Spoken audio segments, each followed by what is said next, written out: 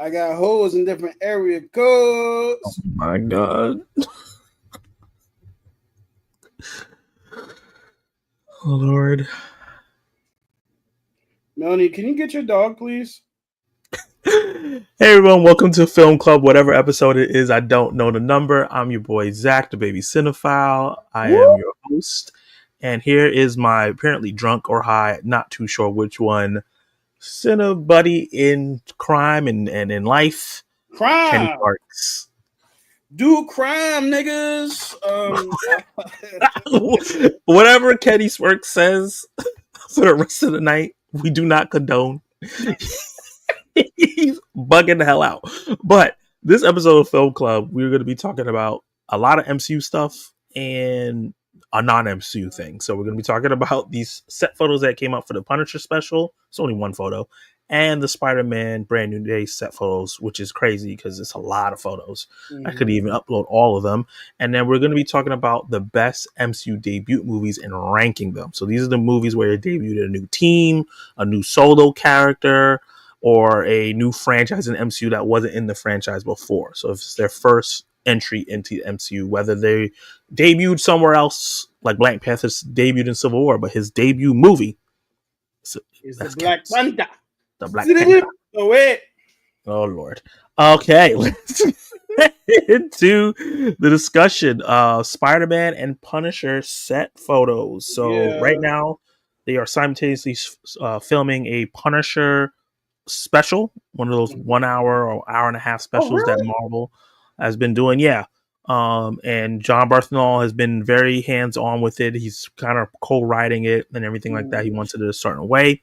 It's supposed to drop on Disney Plus before Spider-Man Brand New Day comes out, and it's going to lead into Spider-Man Brand New Day. Obviously, we know now that Punisher will be inside of Brand New Day, also the Hulk as well.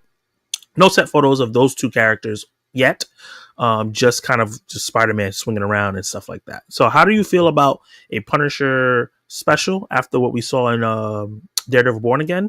And what do you expect from it, Kenny? So I want to tell you something really funny that happened earlier, Zach. When you were asking me where, like, how do you think Punisher and the Hulk will interact? I was like, yeah, I mean, they're going to put them together. I thought you were talking about Avengers Doomsday. I actually had no idea about any. I didn't know that there was a Punisher special coming out. I didn't know it was leading into to Brand New Day. I didn't know the Hulk was going to be in Brand New Day. I knew what? None of this. How did you I not knew know none of this.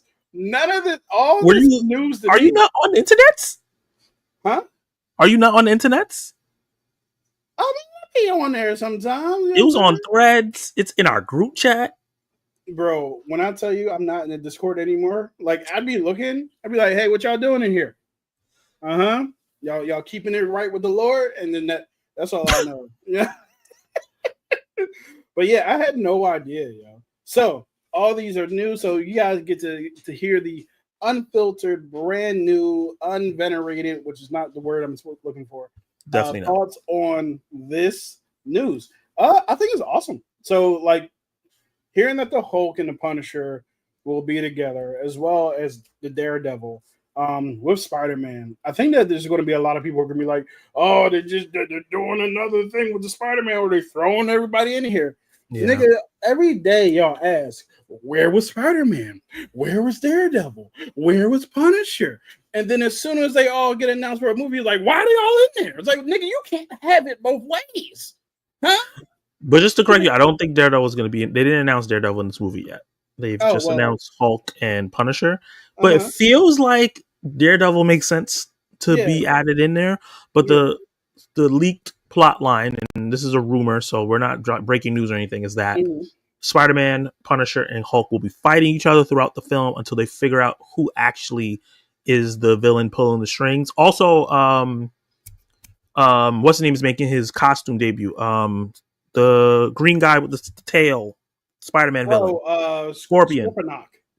Yeah, so that actor from Homecoming, who we haven't seen for a while, will be coming back, and he's going to be playing full-on Scorpion. So, that's awesome.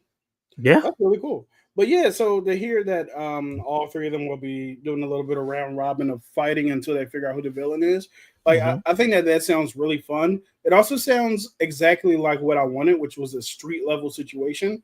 That doesn't Hmm. sound like something where they're going to be fighting through the multiverse, which is exactly what I don't want for the next Spider-Man movie. I want him in the streets dealing with a Punisher, dealing with a Hulk, dealing with like all kinds. You know what it sounds like they're about to do? It sounds like they're about to do the Doctor Strange and the Multiverse of Madness thing, Hmm. where you go into that movie kind of thinking that, oh, Doctor Strange and Black Widow are going to team up, only to find out that that's a Black Widow, Mm. Scarlet Witch. The Scarlet Witch are going to team up, Was only to the find villain? out that Scarlet Witch is the one trying to kill people. Right? Yeah. I feel like this is a situation where you have Banner kind of like reverting back to Savage Hulk and then just having a runaway Hulk going throughout the city In New York City. in New York Yeah. City, which And then sounds great. Spider Man and Punisher now has to try to stop Yeah. And also like something to the effect of somebody was pulling the strings behind all of this and Kingpin. So I feel like this is a very Kingpin type of situation.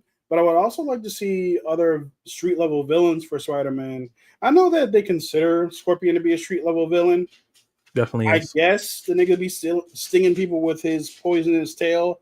Not sure how street that is, but I would love to see like Tombstone, Hammerhead, Chameleon. Which I actually don't want to see Chameleon because we've already done the framing Spider-Man thing with Mysterio, so we don't need to do that again.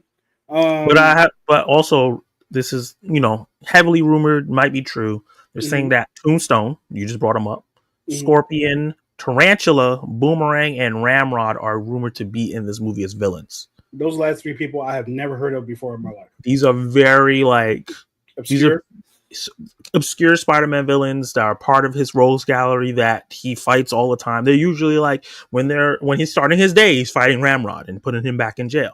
Like that's who Ramrod is, and Tarantula and Boomerang. These are people who like he'll beat up in the beginning of a comic, and then there is a comic with like all his C and D list villains, and they come Mhm. together. Is it called the Secret Six? I don't think it's called the Secret Six. Sinister But Six. yeah, and where they all come together and they become a problem. So I don't know if that's like where they're leading to because they kind of did a Sinister Six. It would be cool to do like these are his low level villains and they're not problems on their own, but together they are, and he doesn't take them Yeah. serious. I'm trying to think of another word for sinister that's not as bad. Like they're like his I don't know, annoying six. Anyway, uh but yeah, like I think that that sounds cool. I think that um especially with those no name villains, you have an opportunity to really make a new star, similar to the way that Spider-Man Across the Spider-Verse made the Spot, someone who nobody gives a fudge about, into No. a very important villain, right? Yeah. So yeah, I think that you have a good chance. And one of the things I've always said about the Spider-Man home movie specifically was that they kind of painted themselves into a corner, especially with Spider-Man No Way Home. Hold on, they kind of painted themselves into a corner, especially with Spider-Man No Way Home, because you've taken all the villains from the previous Spider-Man cinematic iterations, right? So you have your lizards and your Doc Ocks and your Green Goblins and your Sandmans and Electros and stuff like that. So what you almost can't do now is try to introduce those versions of the characters brand new into this universe because we've seen them all already. Now you could make a new one and try to make it interesting, but the same way in which like Spider-Man's coming across his villain for the first time, now he has to like figure it out. He figured them out. You know what I mean? He already figured them out from somebody else's universe, so it doesn't have that same kind of oh shit he has to deal with this. How he's going to deal with this? Like if he was running into Doc Ock for the first time, right? Be like, whoa, how's he going to deal with it? Fight him on the side of a train, but that's not the situation anymore. I do Um, have a caveat to that, and I've been thinking about this for a long time. Caveat. Caveat. What I want them to do, I do want them to introduce those people that he fought. but I want to introduce them as their regular citizens. So I want him to run into a Norman Osborn who's just minding his business and just a businessman. It's not even close to being Green Goblin, but he's like Norman Osborn. Yeah. And I want it to be a situation where he's so paranoid about them becoming villains, he causes them to lead to that path. Oh, that's because of the accusatory nature of what he's going to be doing. He's running into these people who he knows is a villain in a different universe, and maybe in his universe they were never going to be villains. Right. But because he has this in his head and he has no guidance, right? He's going to be Peter Parker by himself. No help for the Avengers, no Tony Stark, no money. A lot of the set photos showed that too. Like he's building a lot of his stuff. He's going to try, because we've seen that in like animation and stuff like that, where he like him trying to stop someone from being bad made them go push them further into being bad. And that kind of like a superhero trope, like Superman does it. His whole story with the Lizard is like, hey man, stop doing that, and then he does it even harder. You know what I mean? Yeah, harder and harder, and same thing with like Doc Ock and things like that. So I would think that'll be interesting if like he goes to school, like most likely, because in the end of No Way Home he was applying for school, right? Or like he was getting his GED. Yeah, so I think like he gets GED, he goes to college. It'd be cool if he goes to college and Doc Ock is just a regular professor there. And he's like, and then the Lizard is just a regular professor there, and they have no inkling of being bad guys, but because he knows who they are and from the other universe, he can cause it happening, and they can be background characters for this movie. And he's worried about them, and then these low-level heroes like a Nimrod, a Tarantula, he's not really paying attention to them, and then they become a threat. I think that'll be interesting. Nimrod, the same Nimrod from the X-Men? Sorry, it's not Nimrod, it's Ramrod. Okay, I'm about to say, because that would be a problem. Nimrod is a whole different beast. Nimrod is a crazy ass name, but it is. We can move past that. But you know who the one villain is that I don't want to see? Who? Hydro Man, because Hydro Man sucks. I hate Hydro Man so bad. I love that arc. Hydro Man is the worst. You just Liquid Sandman. You just like, no, I'm mad about the things that happened to me in my life, and I'm water, and I fell into the carbonated, radioactive water. You know what I mean? And now I'm mad about things in the city, and it's all Peter Parker's fault. You know what I mean? Like I'm Hydro Man. Well, hopefully they find a different origin for him. So it's not similar to like a Sandman or anything like that. But a lot of his villains is similar things, like you caused this. So we'll see. Let's look at the first set photo. Let's talk about Punisher. Look at that. Look at that beauty. Man. He looks cool. He looks great. Yeah, I like it. He looks really cool. He looks a little stylish. He looks like he's been to like, where did the Caucasian gentleman go? Supercuts. He looks like he's been to Supercuts. Even the Supercuts? Yeah, he does look. This looks like a movie, like a movie version of the character from the show. Yeah, but they got to do that, right? They got to spruce him up for the movie. He can't be looking all scruffy like he's from a TV show in this film. No. Can you close this door for me? Okay. It's going to be very interesting to see because, he has to be less violent, right? Spider-Man is a PG-13 character, so I feel like he's going to kill people, but I think it's going to be like off screen, like he shoots somebody in the head and we don't see it. And Spider-Man's like, what are you doing? And that could be a conflict. But this is from his special. This is not from the Spider-Man Brand New Day set. So that's going to be interesting. Punisher giving Spider-Man the same speech he was giving Daredevil in season 2 would be hilarious. That'll be quite hilarious. Because Matt will argue with you, morality and stuff like that. This young man is a kid.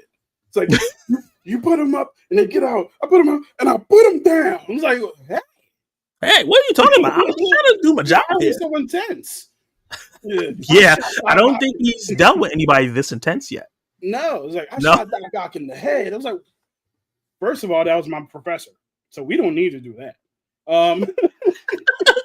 Let's relax. He wasn't doing anything. And it's gonna be interesting to see how he handles Hulk. Like if your theory of Hulk going back to the raging monster, and what is Punisher doesn't have any gadgets. He doesn't have any. He's not a super soldier.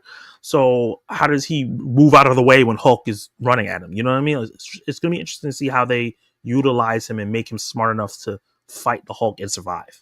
Yeah. Knowing Big Pun, he probably won't. He'll probably like just try to shoot him. Yeah. From every angle possible, right? So he'll have the bazooka. He'll have maybe he'll have Micro with him to put some weapons in the van and what have you, and they'll probably cause more damage than the Hulk trying to stop him. Because that's a Punisher thing to do. He's like, I don't care, Red. I don't care, Bug. God, he's gonna call another person Red. Because like it'd be funny if every superhero he interacts with wears red and he just calls them all red. And like, yeah, red boy. You know what I mean? Like red boy. Red boy. Yeah. We got some comments, El Comentos, which is not Spanish. Let's get to some of these. The best MCU debut movie, Captain Marvel, made $1 billion, and Ant-Man and the Wasp didn't, even though it was in between Infinity War and Endgame. Yeah, that's always like my argument between those films when everybody, it was because it's between those movies. I'm like, Ant-Man, which is a sequel, did not do that at all. And it was actually more important to Endgame than Captain Marvel was. Like, Endgame doesn't happen way more important without Ant-Man and the Wasp. Yeah. Like, Captain Marvel could have just showed up. We didn't even know that she was dealing with stuff in the 90s. That's true. Captain Marvel was boycotted and still made $1 billion. Review bombed and still made $1 billion. That's true. Yeah. And there's a lot of women that love that film. Like, usually the split with box office is like 55 to 60% male and the rest is female. Yeah. And I think it was like 69% female for that film, which is insane. So it sucks that they didn't follow it up with the Marvels and figure out how to get the women back in. Yeah. If that movie truly sucked, I mean, I can't really say that, but I don't think it would have made $1 billion. Basically, I don't think it would have made $1 billion either. I can't think of a movie that truly sucked and made $1 billion. All the Venom movies suck. None of them made $1 billion though. They didn't. No, all are from like 700 to 800, not $1 billion. I'm gonna do my research. Go ahead. I'm almost 100 sure none of them made $1 billion. I will say, like, the Transformers movies were kicking $1 billion. Them Jones was triggity trash. Did the later ones make $1 billion though? I feel like the box office started. I feel like one of the Wahlberg ones may have made $1 billion. I'm not sure. I agree. Captain Marvel was great and got an A cinema score from audiences and pulled outside theaters. If you're asking us about the Variety MCU ranking, we'll look into that because I didn't even know that they did that. But I do agree with this. How you say your name? Creanyalo. We need to support female superheroes or they'll disappear forever from all the hate they get. I agree. Yeah. So you might have been right. Huh? You might have been right. Come on, man. You know I do this box office thing. Yeah, you the box office guru, my bad. This box office thing. But speaking of box office, speaking of aura, I'm about to say something flagrant. let's move on because I know you was about to wow. Look at this is one of the most aura set photos I've ever seen. This is without any of the what's it called? What's the word I'm looking for? The cinema magic. No cinematography, no CGI. This is just someone took a photo of this. It looks amazing. It looks like it could be a part of the movie. I mean, obviously they're filming it, but it looks like this is a shot from the movie. Yeah. This looks amazing. This looks like a promotional pic, like they would send. Somebody from one of the monitors took this photo, doing a superhero pose. Yep. Looks great. The suit, they did a little reveal, but we get a better look at the suit, the raised webbing, the shield on his chest finally looks like a full-on spider instead of that little shit he had on the right. Yeah. And it looks like it's a tribute to kind of Andrew and Toby, which is great. And look, Tom Holland finally starting to look like an adult. Yeah, he's looking a little 27-ish. Yeah, he's finally, and it's perfect timing because his head is shaped like a Funko Pop. It is. He never lost that baby face fat, though. Still got that big ass head. But he looks great. He looks like Spider-Man. If you were to rip the character off the page and bring him into real life, this is what he would look like. Yeah. And this is the coolest shot. That's cool as hell. Yeah. So the director of the original Homecoming trilogy, he used VFX for all the swinging scenes for the most part, maybe some practical stuff here and there, especially Homecoming. But he told Daniel Destin Cretton to like, don't try to do practical. And he was like, I ain't listening to you. Oh wait, that's who's Shang-Chi, the director of Shang-Chi is doing oh this. shit. Yes. That's awesome. That's why a lot of people feel like Shang-Chi is going to be involved because, there's a comic where Shang-Chi trains Spider-Man and that's when he learns the Spider-Way. Yeah. So we'll see. Maybe that'll be like at the end. We'll finally get Shang-Chi back because it's been so long since we've seen him.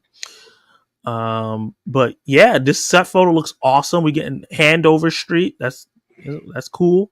That's close to, that's close to, I know they're not shooting actually in New York, but that's close to where I live.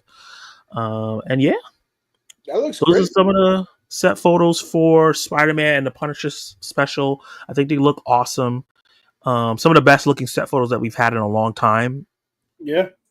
I mean, it's funny because like this set seems to be out in the middle of the public. So it's like, yeah, it's kind of, they closed off, I think, a whole neighborhood to shoot this movie.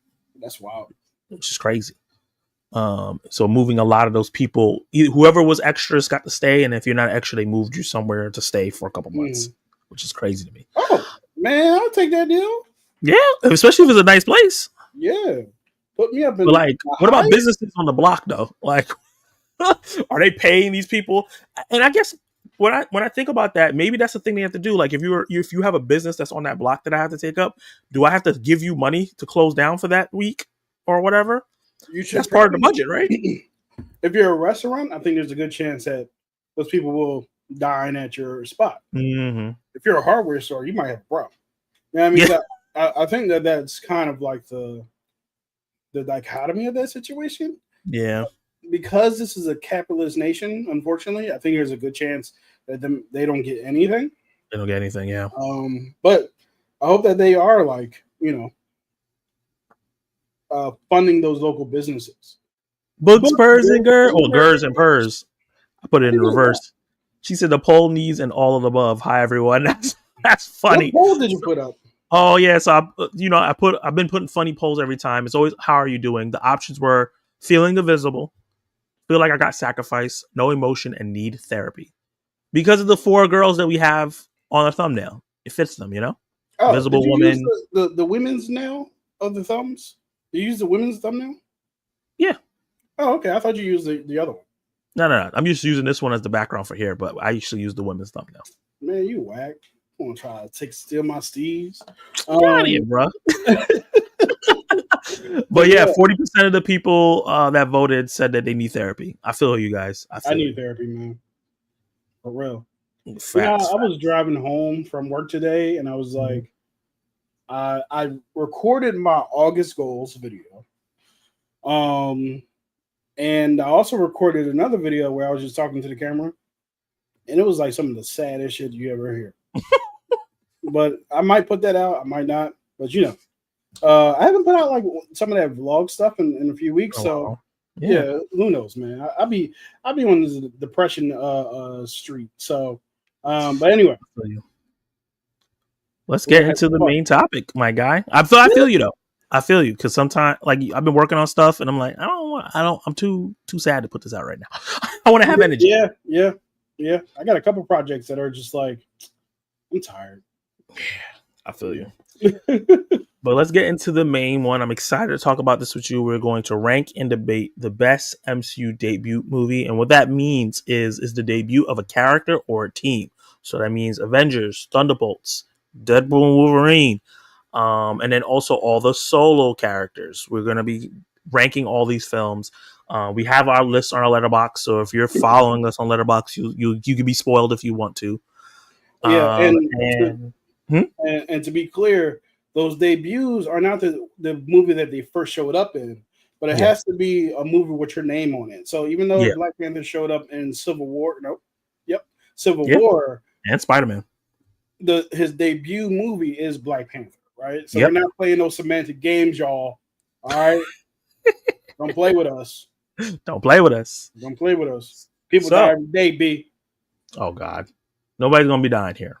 But I will. What did Bug Curves and Purrs say? She said, "Dashboard depression. Been there, still there." I feel you, man. Feel that. Feel that. Let's You start. have I'm a going to start off with tagline? my list. We have, what is it, 19 movies here, 19 debuts. Yep. And starting off my list, I have at the bottom, and none of these movies I think are bad. Mostly this is based off rewatchability and likability, right? And for me, Thor 1 is my least rewatched MCU film. Mm, Me and Kenny have been talking about it, and I didn't know why, but he explained it to me really well. And he'll go into depth, so I don't want to really steal his answer when he gets to it. hmm But the beginning of the film is really strong. The ending of the film is really strong, but there's a lot of dilly dallying in the middle of that. A lot of deal. They be Dillian and Dolly. And also, I just think that Natalie Portman is not a good blockbuster actress. I think Okay. she's a phenomenal actress in smaller movies that I've seen her in, or even like more mid-tier movies that she's been in. But when it comes to blockbusters, when it comes to like Star Wars and Thor and other stuff like that, I don't think she has the fun charisma that you need to have to make this kind of movie pop. So she's kind of dry a little bit in this one, but it's still a fun movie overall. I think the end fight is really, really strong, but there's nothing, and we get introduced to Loki and Thor dynamic. We get a lot of the Asgard stuff. It's the introduction to all that, and I love all that. But like when he gets to Earth, he loses his powers, and they start dilly dallying. Dilly dallying. It hurts the movie. So while I don't think Thor's a bad movie, and don't pay attention to these star ratings, I rated these movies a long time ago. It's my least rewatched MCU film. Sorry. Yeah, so for me, my not least favorite. I'm sorry. So for me, the debut that I have at 19 is Eternals. Eternal sucks. I'm not paying you no mind. I was looking at you. I know you were. That's why you paused. I was just pausing for dramatic effect. Yeah, sure. Okay. Now you're gonna see the first virtual fight. I'm gonna snatch Kenny through this damn screen. Let me be clear. When I talk about Eternals and saying that it sucks, it sucks. The movie itself is not good, in my personal humble opinion. However, I do love all the characters in the movie. I just don't like the story that they told with those characters. I would love to see literally all of those characters come back, but it's just formless and void, man. There's the lack of score, the lack of like real chemistry between Icarus and the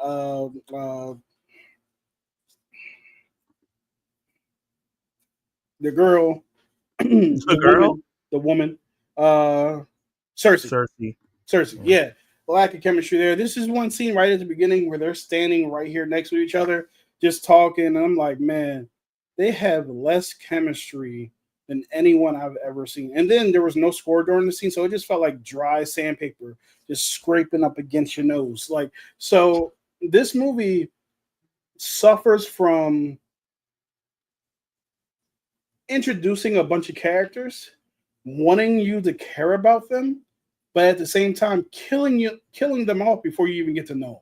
Right? It's just like it's a whole lot of that. However, here's one thing I will give this movie.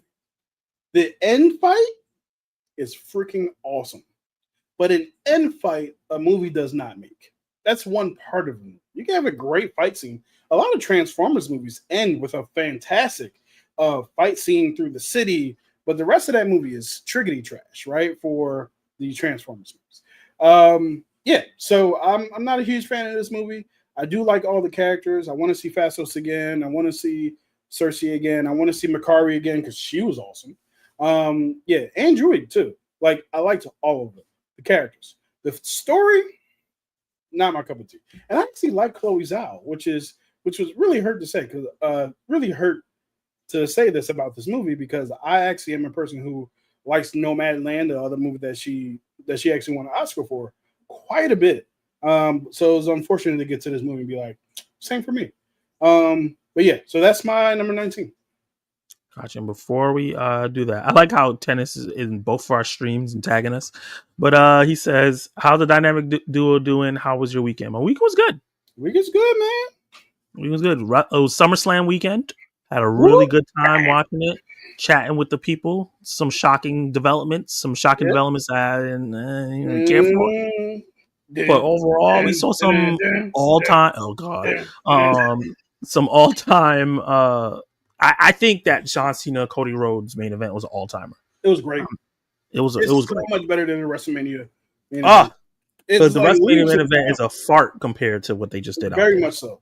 And then the Carlton. The entrance to the ending of the match. Just I wish that was just the end of the show, but yeah. But then they had the that random. Yeah. But overall, I had a really good weekend. Some good food, some good friends talking about wrestling. I had just a great time. Yeah, man. How was everyone's weekend in the chat? Let me know what you guys did. If you watch any cool movies. Yep. If you were watching SummerSlam as well, let us know. Mm-hmm. Also, let us know what your favorite debuts and least favorite debut movies are.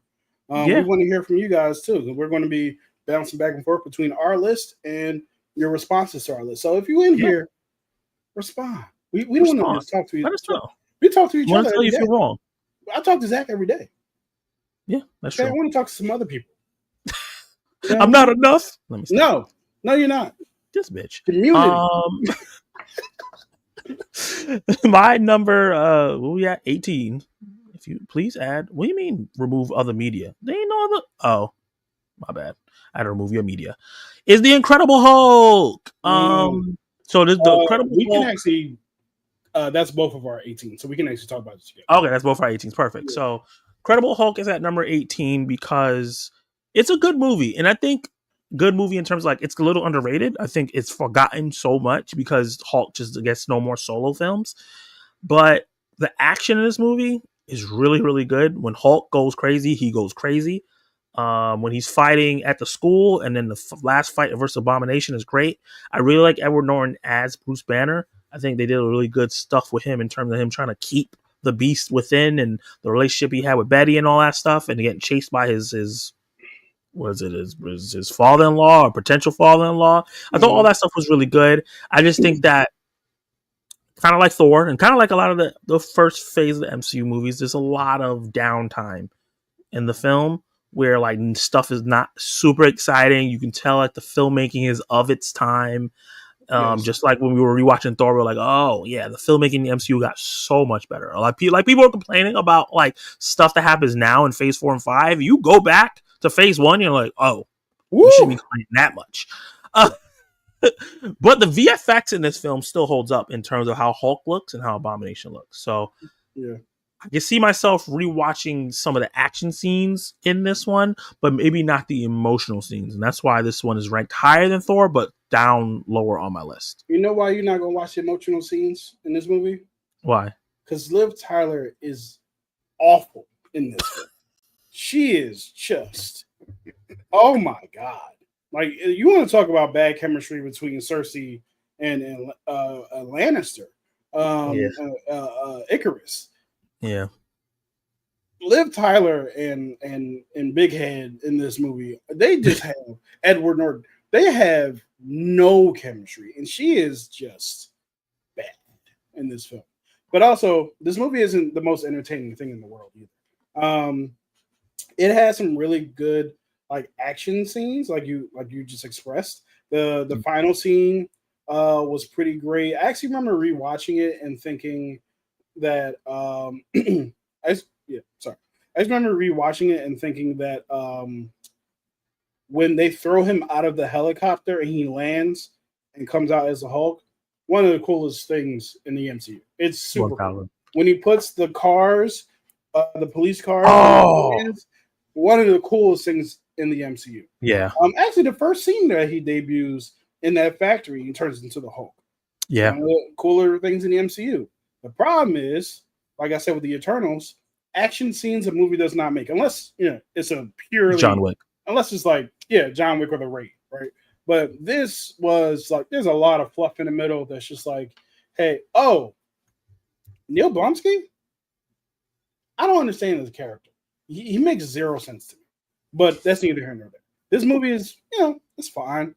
But yeah, I can see myself rewatching this movie, but I also just never mind. Yeah, I can see myself rewatching this movie, but yeah, probably later on down the line. Probably like an MCU rewatch. Like if I'm starting from the beginning and moving my way up, which I feel like I want to do Yeah, eventually. I want to do that with Star Trek and this. I want to do a Um, rewatch of the MCU yeah, pretty soon. eventually, but yeah, not just like turning on the Hulk. Like I don't do that. Yeah. So since we switched out, I'm gonna go next. Go ahead. So next one is the Marvels. Honestly, I did not have a great time with this film, but I'm not here to trash it either. The Marvels pacing and just awful like storytelling in a sense, especially with the villain, just kind of turned me off from the film. I do not care that this movie is led by three women. All three of their performances in this film were phenomenal, especially Iman Vellani and Tiona Paris. They were great. I mean, Brie Larson was also good in this film, but I feel like those two really kind of carried the movie.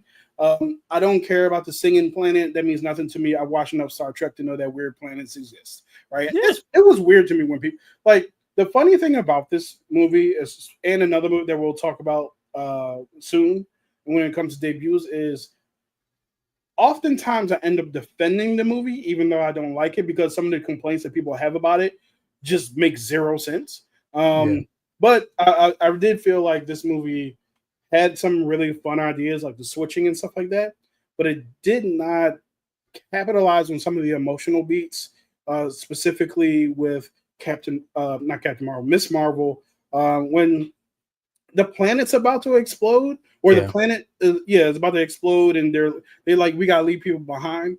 They really don't spend enough time with Miss Marvel not understanding that sometimes people have to die. You They kind can't of save just everyone. move right off of that, right? Yeah, the ramifications of all of it. Yeah. Yeah, the idea that sometimes your heroes aren't who you think that they are, and having to grow up and kind of develop your own sense of Self. who a sense of self, didn't invest in that at all. She's essentially the same person that she came in as she left.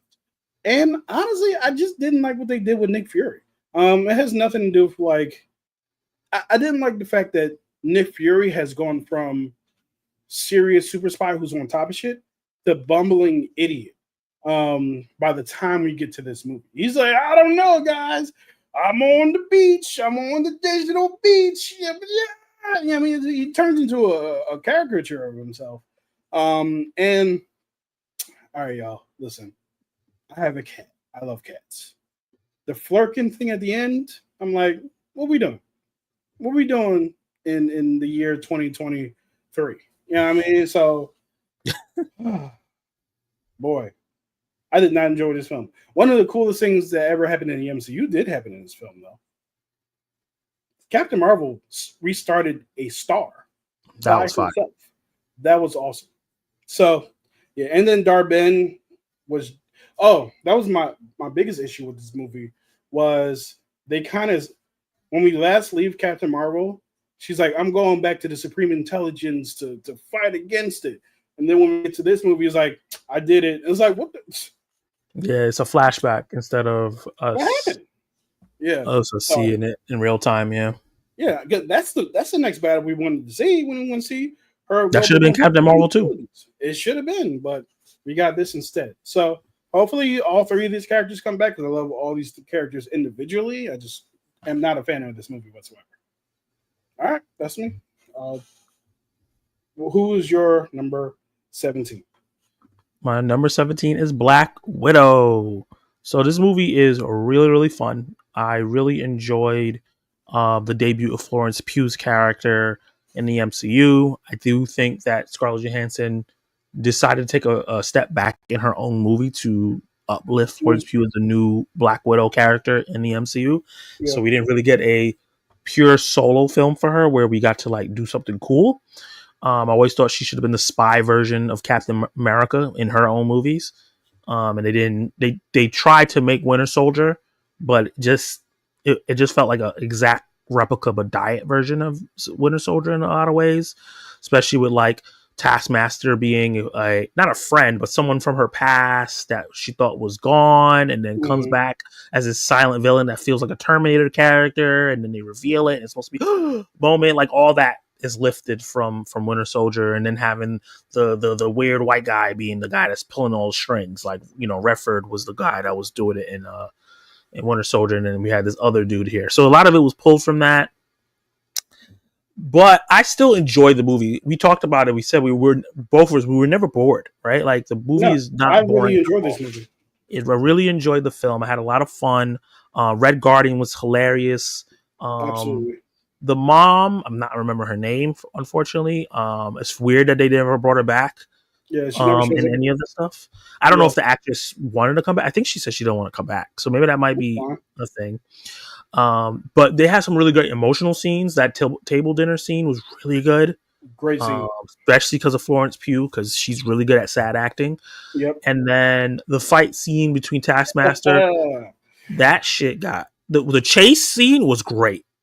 Yeah. When Florence Pugh and Scarlett Johansson's character was fighting, that was good. When all the Black Widows came down and started attacking them, that was great. But when Taskmaster started chasing them, that shit was fire. Yep. One of my favorite things is when they slide down the escalator and he throws a shield and it barely misses them. I thought that was so dope. And then kind of like where the movie kind of went off the rails was in the third act in terms of like that third act fight. The CGI got really wonky. Okay. And Black Widow and Taskmaster jumping off that thing and like landing was a lot. Like it was a lot. It was a lot. That's where I was like, every time I watch this movie like 3-4 times, every time I'm locked in. I'm like, yeah. And then when it gets to the point where Florence Pugh character like sticks the thing and it blows up, and that looked really bad. And I was like, also she should have died. And then Natasha not being a super soldier at all, like flying through the air, landing on debris at full speed, and then landing on the ground was like, okay, here we go. And then they like were okay and then fought each other. I was like, okay, you pushed it a bit. Like even if that was Captain America, I'd be like, all right, bro, like come on. But overall, still a really, really fun movie. I just really wish that we had a more of a focus on Natasha's journey and like tied up some of the loose ends. That like they did Budapest. They teased like this Budapest thing, and then the Budapest thing ended up being not as fun as they teased it. Did we even see the Budapest? It was Taskmaster getting killed when she was a little kid. That was the whole Budapest mission. Oh, right. Yeah. Really? Exactly. Like Hawkeye wasn't even there. Huh? Yeah, exactly. And it's like what? So yeah, but the movie overall is still really fun. I don't hate it at all. I will rewatch it again. Mm-hmm. So yeah. Yeah, I've actually gotten past all the movies where I'm like, this is not good. And the rest of these are like, this is fun. This is fun. Yeah. Or solid. It goes from solid to great from here on out, right? And for my first solid situation, I'm going to have to say Captain Marvel.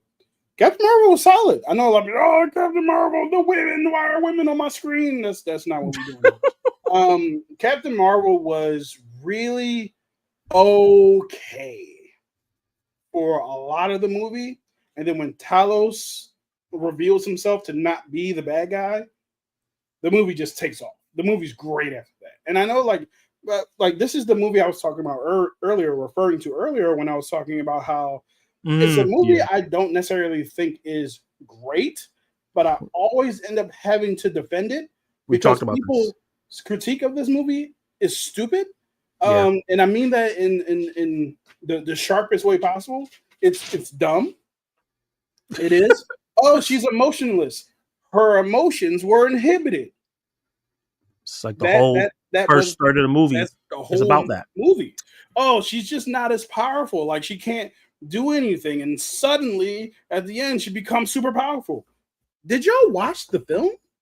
Like the whole thing is they like Jude Law's character's entire thing is don't show emotion. You can't show emotion. And the reason why that she can't show emotion is because they're afraid that once she does show emotion and becomes a fully realized human being who's able to get in touch with those other emotional parts of herself, that she will be able to break free from the hold that they have on her.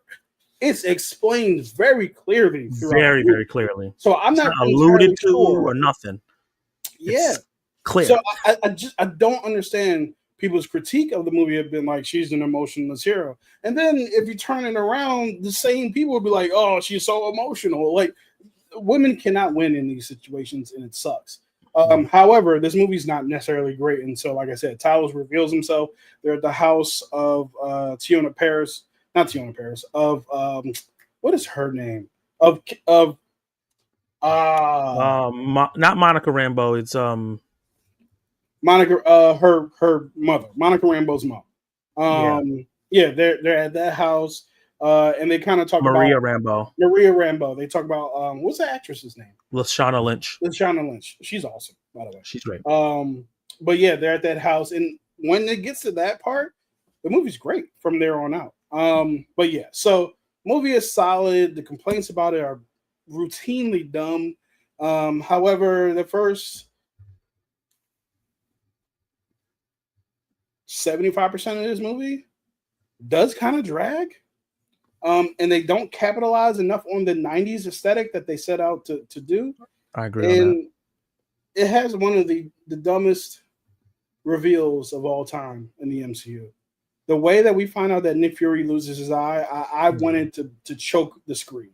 It's so stupid. And then it happens during a post-credit scene, I believe. No, it doesn't. It happens during the movie. The ending. It's like it's similar to the Budapest thing. Something that's really hyped up, and then when we get it, it's kind of like, oh, yeah. Okay. But at the same time, it's a solid movie. Like if I was walking into a friend's house there or watching it, I would sit down and watch it. Like there's nothing necessarily super awful about the movie, but there's nothing that's really good about the movie either, except for the ending part. But yeah, that's my choice there. What you got for 16? Imran Plus, what's up, man? Imran! He says, say what you want about Marvel's villain problem. Can't deny they pretty much always nail their heroes' journeys. Yeah, I can't really think of a hero journey that they like screwed up. No. Well, no, we just talked about a couple actually. Like the journey that they screwed up? The hero's journey? Kind of, sort of. I don't know. I don't like necessarily. Well, if you're talking about the debut, the hero's journey, I think is different from the debut because I wouldn't necessarily call Incredible Hulk a hero's journey. He was already a hero. You know what I mean? But yeah. Anyway, what's your numbers? What was that 16? Yeah, my number 16 is to me is probably the most underrated film in the MCU, and that's Captain America: First Avenger. Yeah.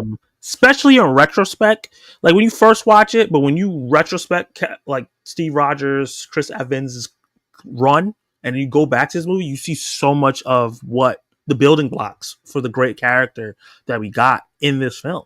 Mm-hmm. It does a really great job establishing how Steve Rogers where he came from without going too far back. Like we don't see his parents, we don't see him like growing up as a little kid, but we see him as like a young man who's just trying to do good. Very similar to Superman, right? Like very similar to Superman, just wants to do the right thing. He kills, but it's very similar in terms of like he just wants to be a good person. He doesn't want to do bad, and he believes in his country at this time. And he thinks serving his country is the best thing he could do because that's what he grew up on. And the VFX to make Chris Evans look small is funny, but it doesn't look that bad. It's great. It's really, really good. Yeah. It's really, really good. Especially that scene, that scene where he steps up and he doesn't like level up to the war poster. Mm-hmm. That was really, really good. His relationship with Sebastian Stan, that chemistry is there. Yep. A lot of supporting cast is really, really fun. We have some great actors in this movie. Is incredible. Yeah, and they do a good job establishing him and Peggy as you understand why they love each other. I always have a problem with these kind of movies where people fall in love too fast. It happens all the time. Batman, Catwoman, and the Batman. Doesn't make sense why they love each other so much or even kissing each other. Yeah. Spider-Man and Mary Jane. Like all that stuff happens too fast. But they did a really good job here because so much time passes in this film. A lot of time passes happen in this film. From the time he meets Peggy, by the time he goes in the ice, he was on they've Thor, known each other for a long time. getting it in. Getting it in. He was out there slanging. He's slanging. The movie's surprisingly a lot more violent than I remember. He was killing people in this movie. One thing Cap has never had a problem with is killing people. He's been murking people from the time we met him to the end. Like he's been killing them. You know how many people he killed in like Civil War? Actually, matter of fact, I'm sorry. You know how many people he killed on that boat in the very first scene of Winter Soldier? He killed everybody. Yeah. He kicked that man hard into that wall and off the boat. He killed all those people. He killed all of them. Yeah. And we talked about Captain Marvel not using the 90s aesthetic to the best. This movie uses its aesthetic perfectly. It feels like it's back in that time. All the themes, even the filmmaking. The scene where he becomes Captain America is still so iconic. It's a great scene. It's a great scene. The guy who's kind of his mentor, Stanley Tucci. Is that Stanley Tucci, right? Yeah, Stanley Tucci. So good. That whole scene of Stanley Tucci talking to him and pointing at his chest and saying, like, you know, you're a great man, and that's who needs it. Like, it defines the character. Yep. In a way, like how that guy in the cave defined Iron Man. Like, the movie is so good. It's so underrated. I know that some people feel like it's a little slow, and that's fine. I get that problem, but to me, it's just highly entertaining. Yeah. You didn't mention the Red Skull at all. Oh, yeah, I didn't. Red Skull is great. He's one of the better MCU villains. They didn't shy away from the look. They didn't try to like make it look weird. It looks like Red Skull, and he looks amazing. Yeah, and that actor does a great job too. You know, like if they made this movie in like 2005, they would have put like a skull helmet on him. Yeah, he would have been played by like Hugh Jackman, and he was like he's taking his the helmet off, like I'm the Red Skull. Let me put my Red Skull helmet on, just because they just did not believe in the weirdness of superheroes back then, evidenced by Cloud Galactus. Troy said the grenade scene. Oh yeah, another great scene. Phenomenal scene. That scene tells you everything you need to know about Steve Rogers. Exactly. Yep. This is one of the best origin stories of all time. And that's crazy to say because a lot of people don't. Like, this is like, it's not as revolutionary as Superman 78, but like, to me, it's on par in terms of how important it is to showing everything you need to know about this version of the character. Some of those montages of the war are just awesome. Awesome. Yeah. This is not a 3-star movie for me. Like I said, this is something I rated a long time ago when I first got Letterboxd. This is probably a 4-star movie for me. This is a great film. If I rewatch this, it'll probably be up there. So for me, my number 15. Also, what's up, Troy? Welcome to the stream, bro. Take you off and put me on. For me, number 15 is Thor. The very first one, obviously, because that's what we're talking about today. This movie has a very the beginning of this film, Bruno D'Angelo Sparks. I heard him barking in the background. That's the first time I've heard him bark. Usually he's chill. He wants me to give him a treat. After this, I will. Sit. Good boy. So what was that? The beginning of this film is incredible. Everything on Jotunheim, meeting Thor for the first time. Yo, how salty was Thor? He's going to the crowning of him becoming the king of Asgard. The Jotunheim soldiers, and influenced by Loki, come in here to steal something. The ceremony stops because Odin senses these people in the vault. Ceremony's over. He's not the king of Asgard. And then because of all that, he talks himself and actions himself into being kicked out of Asgard. This man went from king to exile in like real quick couple hours. Crazy. But that's like the best like part of the movie is the beginning, especially with Anthony Hopkins and Tom Hiddleston acting against each other, across each other. Like those performances are amazing. And Chris Hemsworth obviously is good too because he plays that arrogant version of Thor. Yeah. But I think that it's Hiddleston and Anthony Hopkins who really carries this movie, but they're only in the beginning, really, of this film and at the end. And coincidentally, the beginning of this film and the end of the film are the best parts of this movie Yeah. because the middle part of this film sucks, but not strong. It's not as entertaining. It gets boring. I'm sorry, y'all. I'm not a Darcy fan. Was not a Darcy fan until WandaVision. She Boo. characters like her annoy the hell out of me. Characters who are aloof and so aloof that they don't understand that the actions that they're doing impacts other people. They're just doing whatever they're doing, and it's just kind of like I don't like human beings like that in real life. So I did not like Darcy, right? So and then, but she became kind of like endearing in WandaVision for She was whatever. great in WandaVision. Yeah, but that's also why I didn't like Thor, uh, The Dark World, because she was in that movie far too much. But anyway, but yeah, so like the middle part where it's like he gets hit by like there's some funny moments, like another like when he throws the Yeah. mug down, that's That was great. cool. Cool Him fish like out of water trying, moments. yeah, him trying to pull up the hammer around like the shield thing. That was a cool scene. But for the most part, they just spending all that time in the desert with him just wandering around, looking at the stars and talking to old girl. Like it's You you know try what to I be like mean? a romance movie when it should have been more of a fish out of water on a Yeah, journey with exactly. scientist film. Yeah, This should have been a thing that the scientists needed to do that Thor could have helped and did without his powers and then become right. worthy for it later on while being chased by Loki's guy. I Yeah, think they would have did that. It would have had more urgency. There's a lack yeah, of urgency in the middle. There you yeah. go. And it's not like I don't understand the journey of him becoming going from being a dick to being a legitimate hero who understands other people. It's just that it's not entertaining whatsoever. Yeah. But yeah, so but yeah, the ending of the film, the Rainbow Bridge fight, freaking Yeah. awesome. Heimdall, freaking awesome. Like a lot of good stuff in this movie. It's just the middle is just not as fun. Yeah, yeah. So good movie, but just kind of drags a little bit. I don't know what the shimmy shake was about, the shoulder shake was about. But yeah, that's my number 15. And I think we got a couple comments. Let me go give this boy a treat because he's a greedy crumb bum. Luke Ponto, what's up, my dude? Welcome to the live stream. I know you were just live streaming yourself. Hope you had a good live stream. What's up, man? He said Thor was a dick in the beginning. He really was, a giant one. Stop this Darcy slander right now. I know he's bugging with the Darcy slander, man. I'm like, come on. Darcy wasn't that bad. So while he's gone, I'm going to talk about my number 15, and it's probably going to be a shock for a lot of people because this is a beloved film in the MCU and more recent, and that's Deadpool and Wolverine. So Deadpool and Wolverine is my 15th film.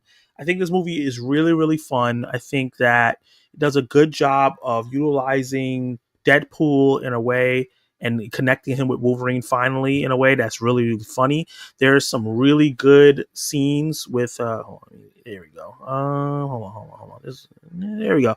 There's some really good scenes with him and Hugh Jackman where they go back and forth. That's fantastic. Especially the car scene where he starts breaking Deadpool down and they just end up fighting. I thought that was really, really strong. And all the banter and stuff like that. All the cameos are great. Chris Evans coming back as Johnny Storm and then getting his skin ripped off. All that was funny. I think for me, why it's so low is that it's kind of stripped away everything that I liked about Deadpool 1 and 2. All the side characters, all the personality that Deadpool had. I I can't fathom his girlfriend from Deadpool 1 and 2 saying, hey, or Vanessa going, hey, yeah, you're not worthy enough. You need to go become an Avenger or you need to go do something with your life. That it was not Deadpool in his movies at all. So they kind of like threw away everything that happened in the first one to kind of tell this story just to get him into the MCU, where I feel like they could have found a better way to do that. But the bye bye bye scene was really, really funny when he does with like Logan's bones.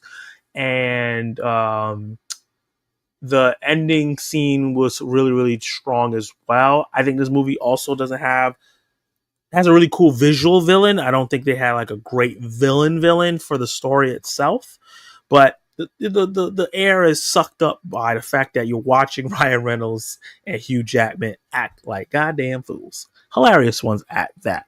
So yeah, Deadpool Wolverine is something where I like rewatched, and it didn't impact me as much. And I think on rewatch, the film is gonna get a little worse and worse because all the surprises are not there anymore, and kind of the background filmmaking as well is kind of dry.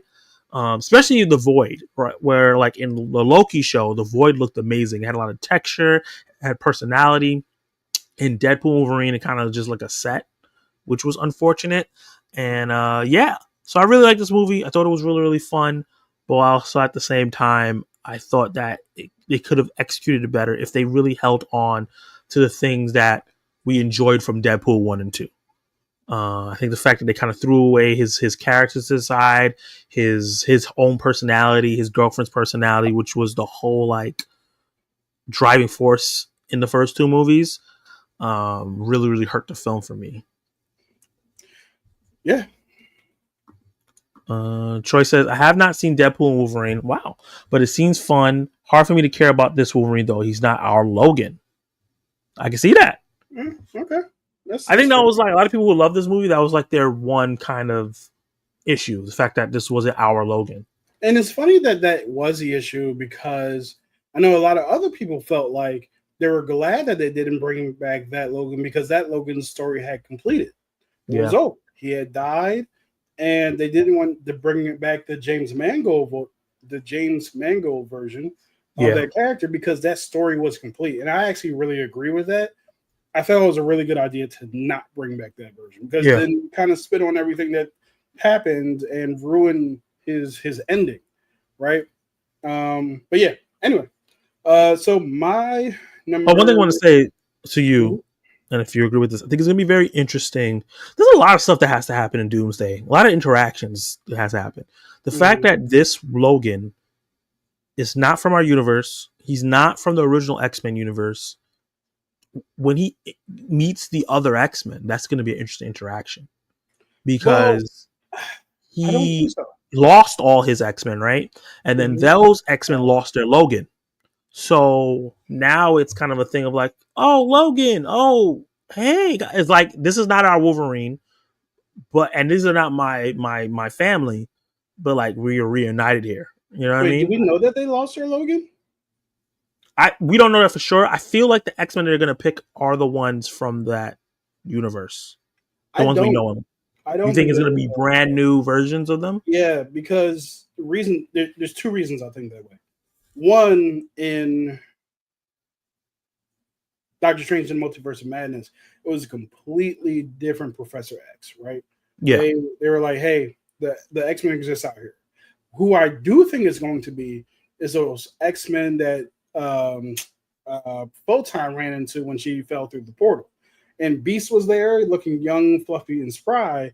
And we know that Beast that was... Oh, yeah, and then there was another, like, Binary, I think is the name of that character. Yeah. Who was played by Lashana Lynch. So that seems to be a completely different set of X-Men. And I would venture to guess that those are the X-Men that we're going to be running into. It won't be the X-Men from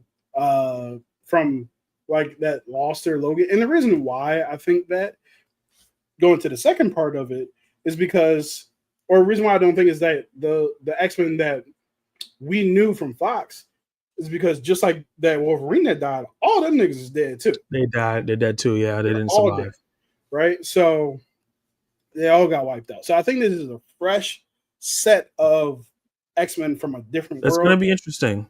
Because that's Kelsey Grammer, right? So that's like the Beast from the original X-Men movies. So he's going to be a different Beast. Yeah. Okay. We'll see. So, that makes sense, though. Yeah. But also, I feel like that's a lot. I almost hope that they are evil, to be honest with you. You want them to be evil? The Avengers go up against them. Get a little Avengers versus X-Men kind of thing going. Or maybe not even evil. Just have different... Not evil. Red eyes, Black Dragon, like evil. No, I don't think they got, because especially if Monica's gonna be there with the casual speciesism. Oh yeah. He hates mutants. Oh, so you a mutant registration type of dude? Yeah. Oh, you a old Senator Kelly type. Being called Senator Kelly is crazy. What happened to you? The X-Men got you? All right. Well, anyway, I'm here now. Um, oh, he on his poltergeist, y'all. So yeah, so let's take down his. And for me, my number 14 is actually what Punk Biscuit. First of all, this is crazy. Yo, that might be the That's wildest thing we've wild. seen on our stream. That's Ever. crazy. But Senator Kelly's son is a mutie, right? Is a mutant, right? You know what I'm saying? So he's a little bit of a hypocrite. Anyway, so my number 14 is actually Captain America: Brave New World. A movie that is weird that it's this high because I don't exactly love this film. I don't know why I did all that rearranging. Mine's is Captain America as well, so we can both talk about it. Okay, cool. So, as your 14? Yeah. Okay, cool. So yeah, so for me, this film is okay. And also, by the way, the reason why this movie made this list is because it's Sam Wilson's debut movie as Captain America. This is his first foray into having his own named film, right? So anyway, so it counts. Yeah, Captain America: Brave New World it has some good action. It has Anthony Mackie and Isaiah Bradley, which is not the actor's name. Carl Lumbly. It has some really cool scenes like that, but honestly, I kind of feel like Thor is better than this movie, so I would probably move it down. And that's mostly because this movie does a lot of taking the crumbs from the table of the Incredible Hulk movie. And for me personally, I don't feel like this movie actually moves Sam forward as a character. And what I mean by that is it's not that he doesn't grow or whatever. It's more so you don't grow the lore of Sam Wilson, Captain America. You don't give him his own villain. You don't give him his own story where his family is a part of it. The problem that arises come from his past or his dealings and his whatever, right? It's all kind of like the leader is mad at the president he's poisoning to become the Red Hulk, and Sam Wilson and Isaiah Bradley just get wrapped up in it, right? All of Captain America, Steve Rogers characters, all of Steve Rogers movies are about Cap. The problems come from Cap's past or present. It reflects Cap so you have Bucky, that's a consistent issue. You have the Hydra, consistent issue. There's very specifically Cap, right? Very specifically Steve, I should say, because Sam Wilson is Captain America. I don't know what you heard, but I heard Sam Wilson is Captain America. Anyway, and like Peggy Carter, her dying, the niece that he runs into and tries to date. First of all, even like Civil War, people call Avengers 2.5. I understand why they call it that. But the movie is centered on Steve and his issue with trying to protect Bucky, who was framed, right? So there's all this stuff that's about Steve, about Bucky, about Hydra, about Steve even hiding the fact that Bucky killed Iron Man's parents, right? Yeah. So it's all about Steve. All these movies are about Steve. This movie stars Sam Wilson, but it's really about the conflict between the leader and Ross, right?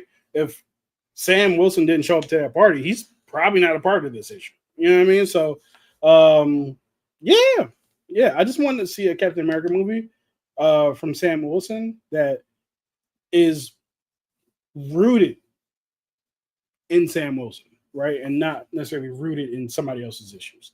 But yeah, I know Zach feels differently about that. Yeah. Troy said, I didn't like the talk no jutsu at the end, otherwise pretty solid. I actually really liked the fact that Sam was able to use his counseling background to do that. Like we've seen in the past, characters who have to talk down Hulks right? Yeah. Black Widow has to do it. This is because if you're just a regular person, even if you're a super soldier, you're not beating Hulk. Yeah. You're not knocking him out.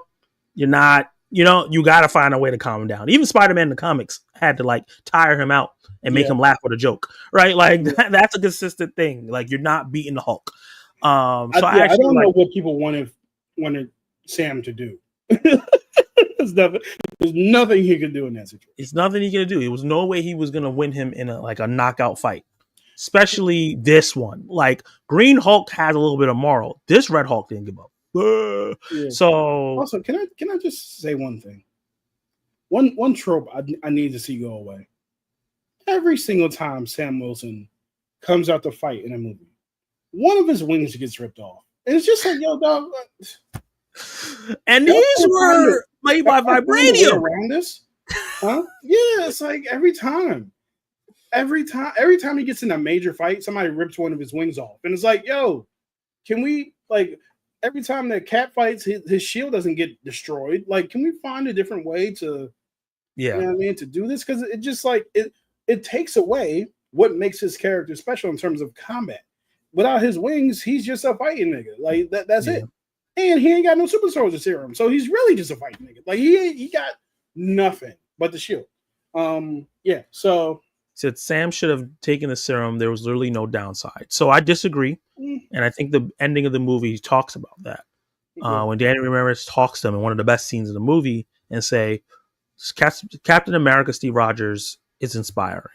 He's someone that you look to for hope, and you hope he solves your issues. But he's saying Sam Wilson as Captain America, since he doesn't have serum in him, he's a regular person who's just trying to do the right thing. It's inspiring for him to do it, and it makes other people feel like they can do it because they are regular people like him. Yeah. You can become Sam Wilson Captain America. You cannot become Steve Rogers unless you go find this illegal drug. So I do think it makes sense for him not to get the serum. I get why people want him to do it because Steve had it, but he's not Steve. He needs to have his own journey. He has to have. I don't want him to have it. He needs to be able to just do stuff on his own and be his own character while taking on the mantle and doing it differently. He's doing that. He has that counselor background. Cap is not trying to counsel you. Steve Rogers Cap. It's not trying to counsel you. He's going to shoot you. He's going to kill you. Yeah. Sam is a little bit like, let me talk to you real quick. Let me tell you something.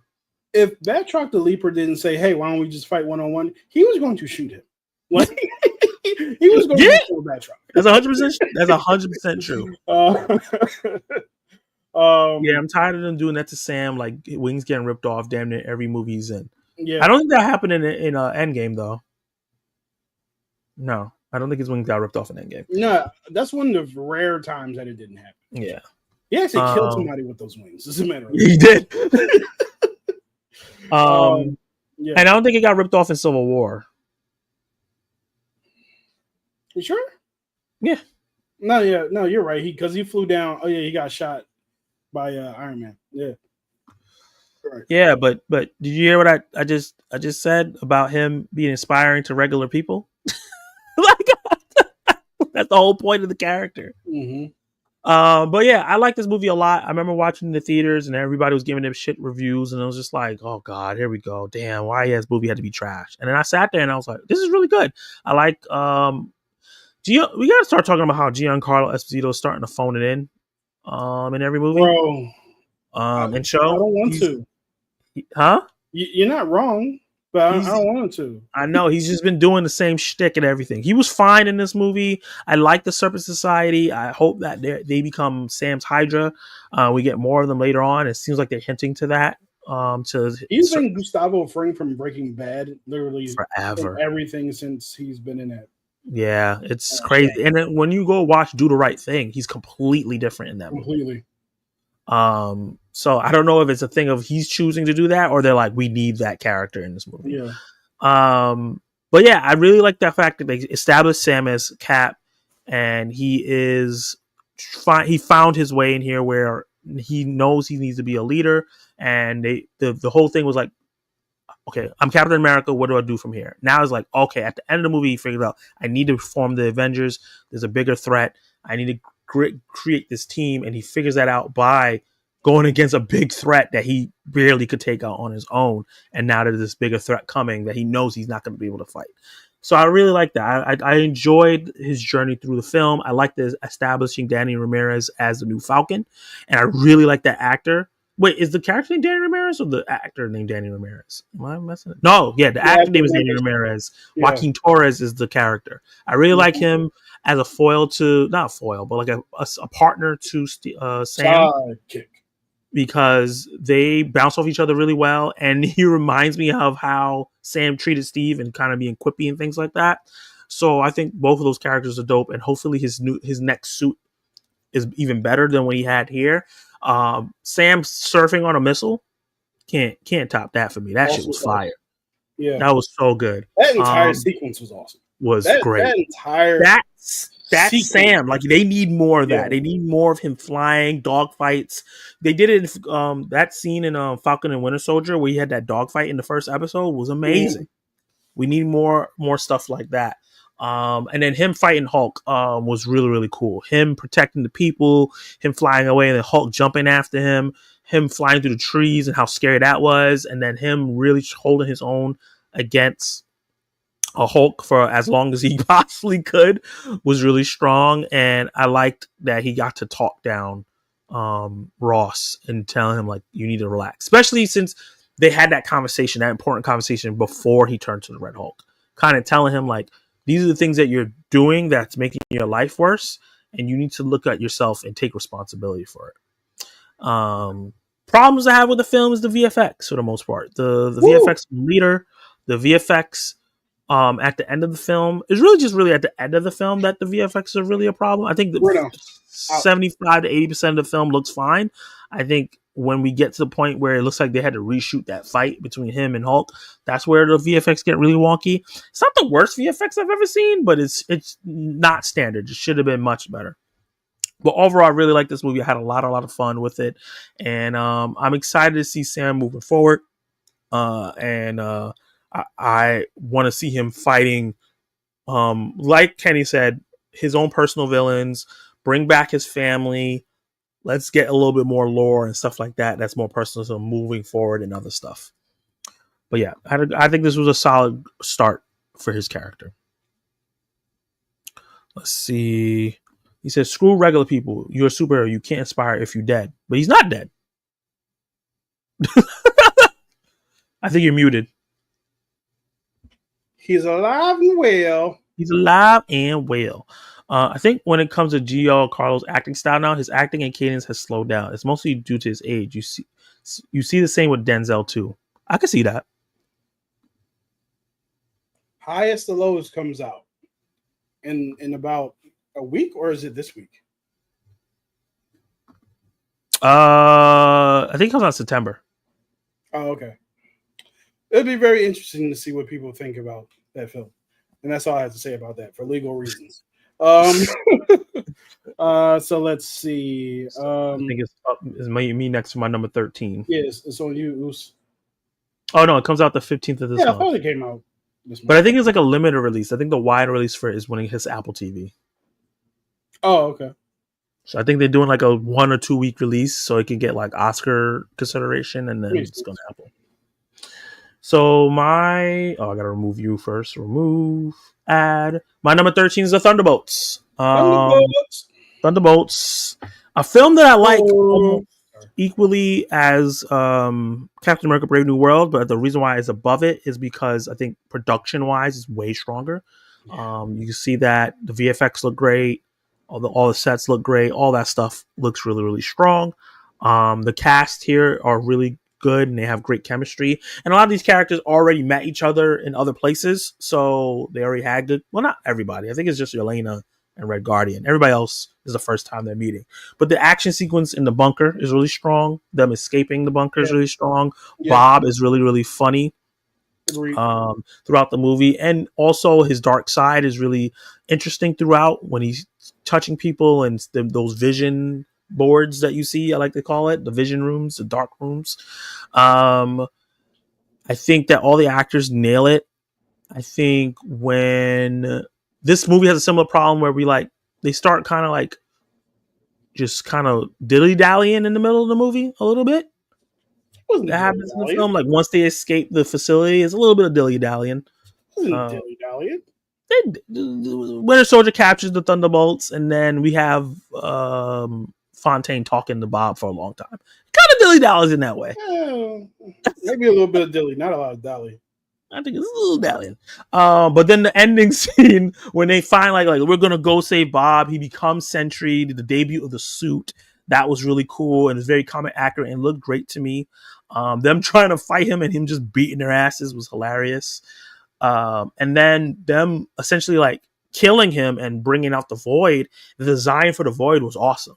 Kind of this shadow with the beady white eyes, and it was kind of like a little bit like look into his soul. I thought all that was really, really strong.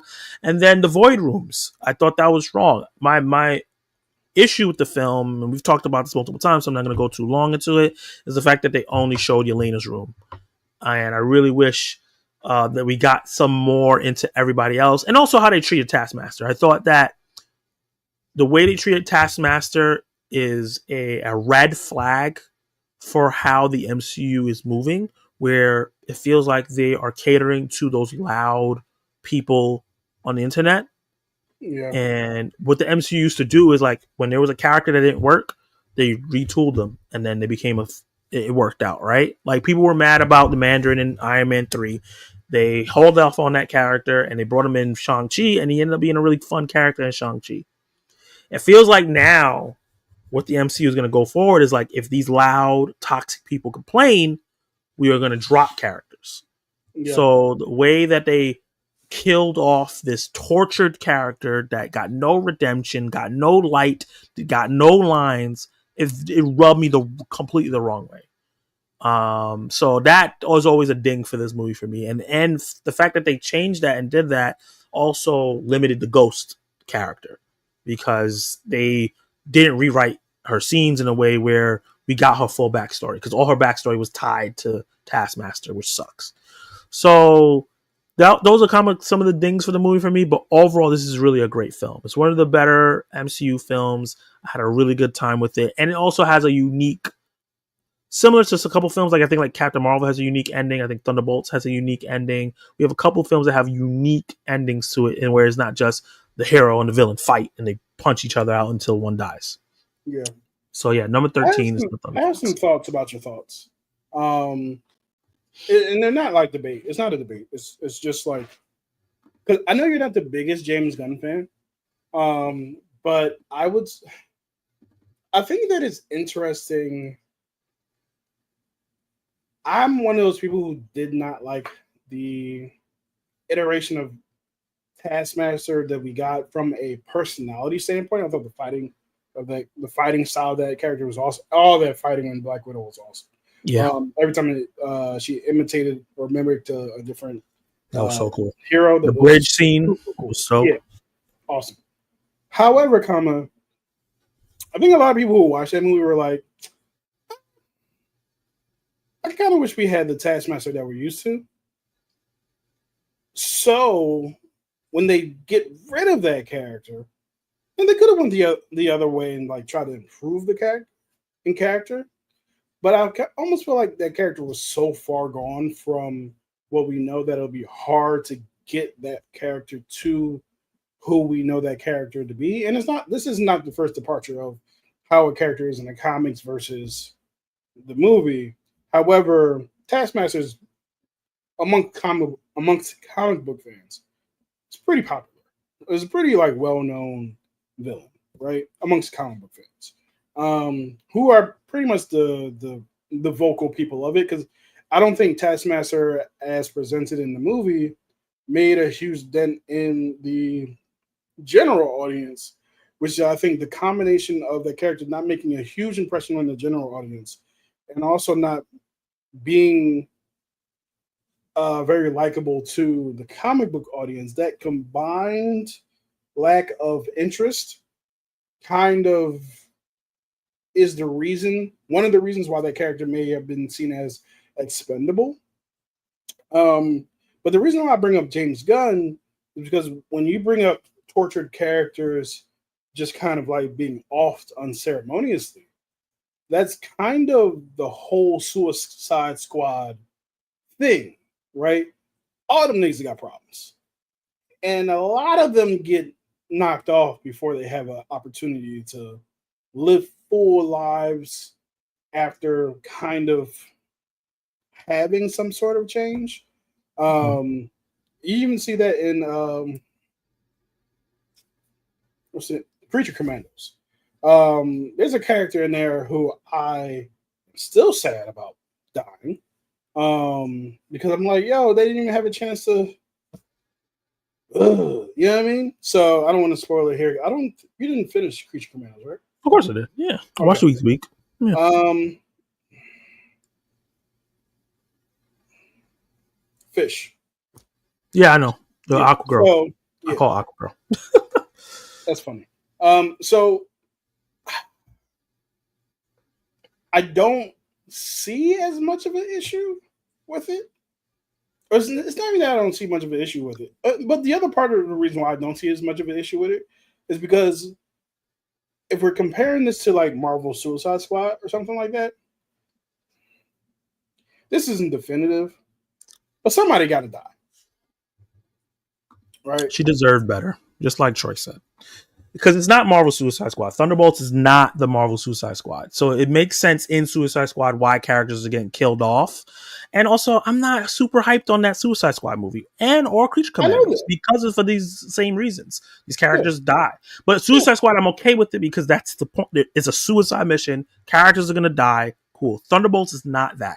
And I know a lot of people would make the lazy, easy comparison to say that is the Suicide Squad of Marvel, but it's not.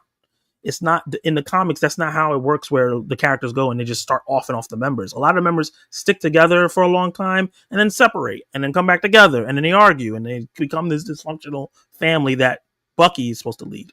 So sure, I understand the whole, like, we got to kill somebody for, dramatic effect, but like, she's the only one that died. So like, I was surprised that she died. Very much so. I wasn't, because she was on the side of the poster. She wasn't in the trailer. The actress was on the press run. Oh, I typically don't pay attention to press runs. Gotcha. So I guess that kind of, because I've seen enough. I forget what movie. Oh, it was Shang-Chi. I saw Ben Kingsley on the press tour. I was like, I did not want to know that he was in this movie. Yeah. I get that. Spoil it for me. But just the way they were treating the character posters and trailers, and like, you could see that Taskmaster was only in one section of the movie, and then when everything else shot, she's nowhere around. It's like, oh, she dies. Okay, yeah, cool. I didn't the way she dies was just fight, boom, shot in the head. I thought it was in poor taste. I think the character, because of what it went through in the MCU, deserved a little better. And I do think, and I understand the whole, like, characters can die what's the word you just used? Unceremoniously. Yeah, but I felt like the MCU didn't really do that before. Yeah, exactly. So that was like what my problem with it is. It felt like it was a response, and I feel like some of the comments that Kevin Feige has made now made me feel like they're bending the knee to, and I'm exaggerating a little bit, but it feels like they're bending the knee to some of these loud people because of the box office. And I felt like this was the first part of that.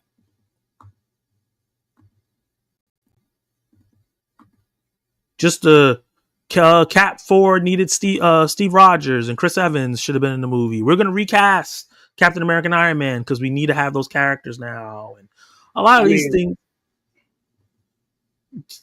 just do a better job with the movies. That's all you got to do. But at the same time, we get into a debate in the middle of our list. But at the same time, though, like,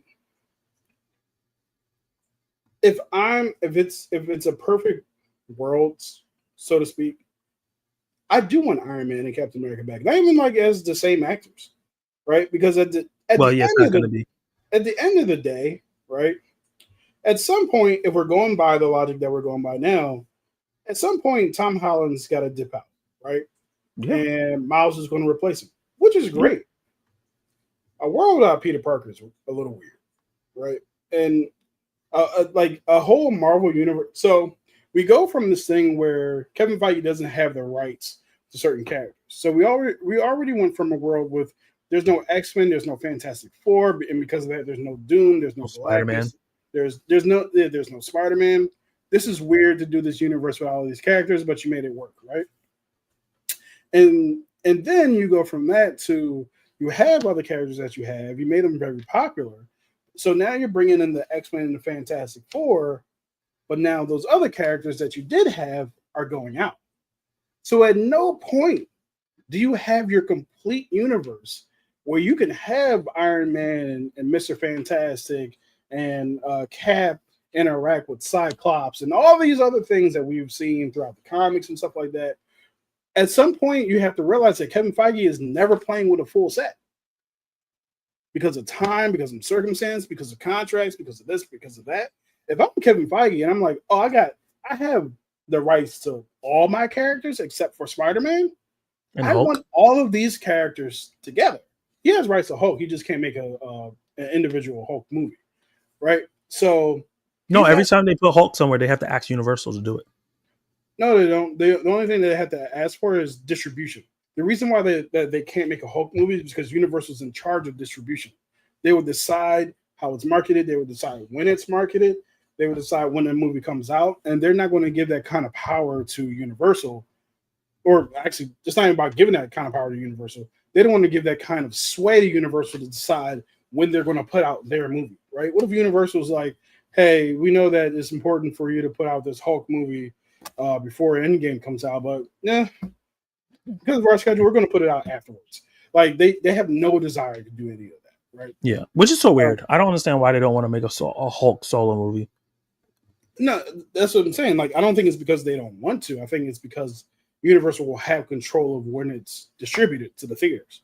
But Sony does that too. So like, why? Because they're working together. That's what I'm saying. Why won't Universal work with Disney? I don't know.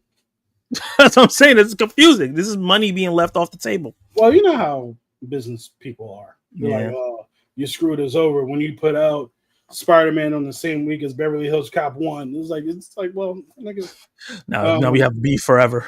Right. So it's probably like that kind of thing. But if I'm Kevin Feige, I want my full set of original Avengers with my full set of X-Men with my full set of Fantastic Four characters. I want my universe intact.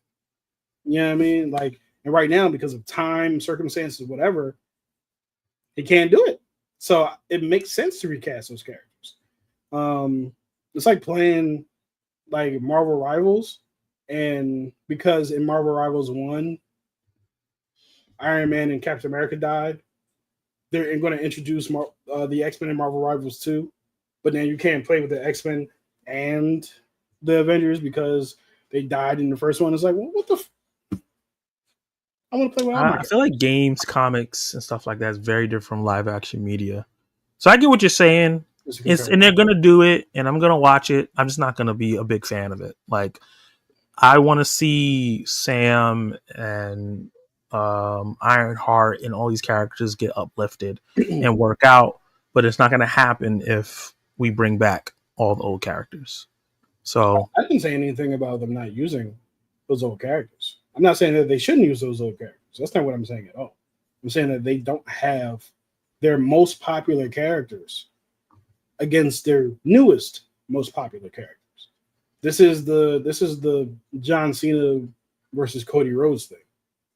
You know what I mean? It's just like anyway. What are we talking about? Let's move on to our next ones. I just went with 13, so I believe it's year 13 or year 12. I'm not sure.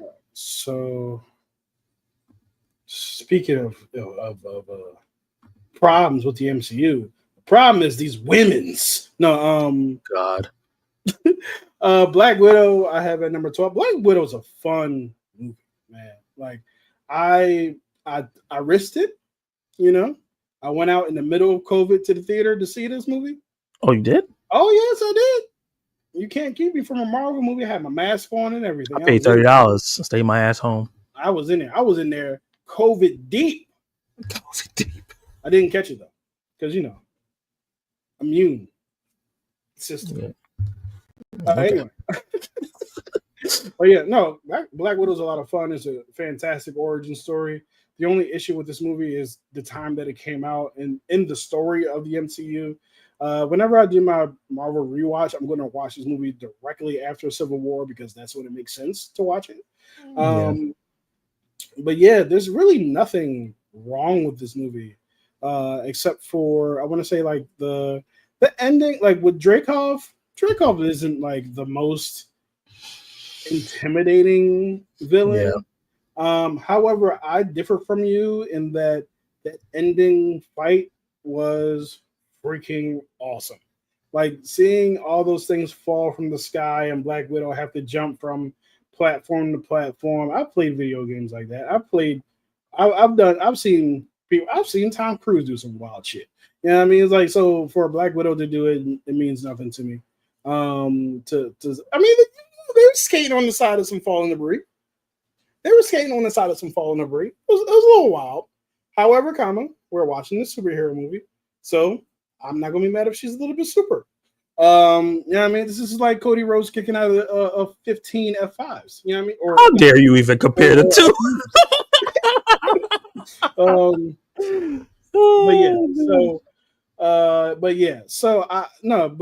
Black Widow. I'm sorry, Scarlett Johansson's fantastic in this. Yelena Belova. That's not her name. Florence Pugh is also really good. She's a great addition to the MCU. She's probably one of the best realized characters that had debuted post Endgame. The most growth from that time to now. Like she is kind of like the linchpin in a lot of situations since Endgame, and probably the most endearing character probably since Endgame. I would say as well, at least for me. But yeah, so they introduced her and Red Guardian. Fantastic. Taskmaster was really cool in this movie, despite all the personality things that we talked about. But yeah, and all the fights against the Black Widows, which I kind of felt bad about because that they have been brainwashed, but you got to kill them anyway, kind of. And I kind of felt like this sucks. And not for nothing, whenever a black Black Widow died, I kind of felt away. Sorry. It just is what it is. I'm like, you ain't gotta kill the Black Widow. But yeah, so yeah, but yeah, a lot of fun, great emotional beats. I really enjoyed this film. I thought that this was a great debut movie. It gave us a lot of a good background to the widow who's black. The widow who's black. All right. So my number 12 is Captain Marvel. I like this movie a lot. Like a lot. I think it has some of the coolest sequences in the MCU. One specifically is when they have her upside down and they're going through her mind and her memory and how they flow through that. I thought that was super dope. And then the action scene that precedes when she gets out of that. And one of my favorite scenes when she slaps her hands again, her powers come back, and the excitement in her face. I thought that was really fun. Oh wait, I thought she was emotional throughout the entire movie. That's what I heard. That's what I heard too. That's what the men on the internet said. That's what the men on the internet. That's what Tyrone Magnus told me. Man. I don't know why you listen to that nigga. And I really like the whole like showing her getting back up at different ages of her life and kind of showing like what kind of person she was and it leads to the person she becomes. The whole like her not having her memory and being an earthling on a different planet. I thought that was really cool. There are aspects that could have been explored better, like an earthling not having the memories, being on a different planet, exploring that would have been cool. And then her coming to Earth in the 90s and exploring the differences there. I think they missed out on doing a lot of that stuff that would have elevated the movie. And I thought her fighting the old lady on the bus was funny. Yeah. And Stan Lee being there. I liked all that in between stuff. Stanley. But the movie really gets elevated when Talos is revealed to be a good, like the fact that as a comic book brain, scroll bad, like that's in your head. Yep. And then for the Skrulls to be a good guys right now in the MCU as of right. I still think are they bad? They're not really bad guys in Secret Invasion. There's only some bad Skrulls, but for the bad guy, his name is the writer. Whoever the writer, director, screenwriter, producer, editor, they're the bad Feige. They're all the bad guy. Yeah, in Secret Invasion. Jude Law is really good in this movie. Yeah, he's good as a villain. Training Captain Marvel to be a woman and a bad guy was an interesting choice, especially if they weren't going to use Marvel at all anyway. Right. But I can see I'm kind of 50-50 on that. I wish they would have like used Marvel as how Marvel is, because it's like a big part of the comic book history. Her going Super Saiyan was visually gorgeous. Oh yeah, that was really dope.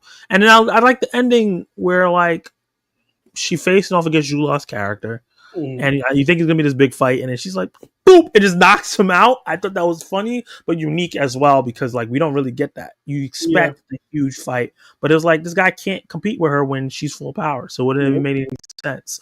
What I would have liked, but right before that, was her to fight Ronan the Accuser, and maybe they go on a standstill or something like that, or he finds a way to escape from her before he can, something like that, to get that really big fight. And then the funny moment happens. I think it would have been a little bit more satisfying.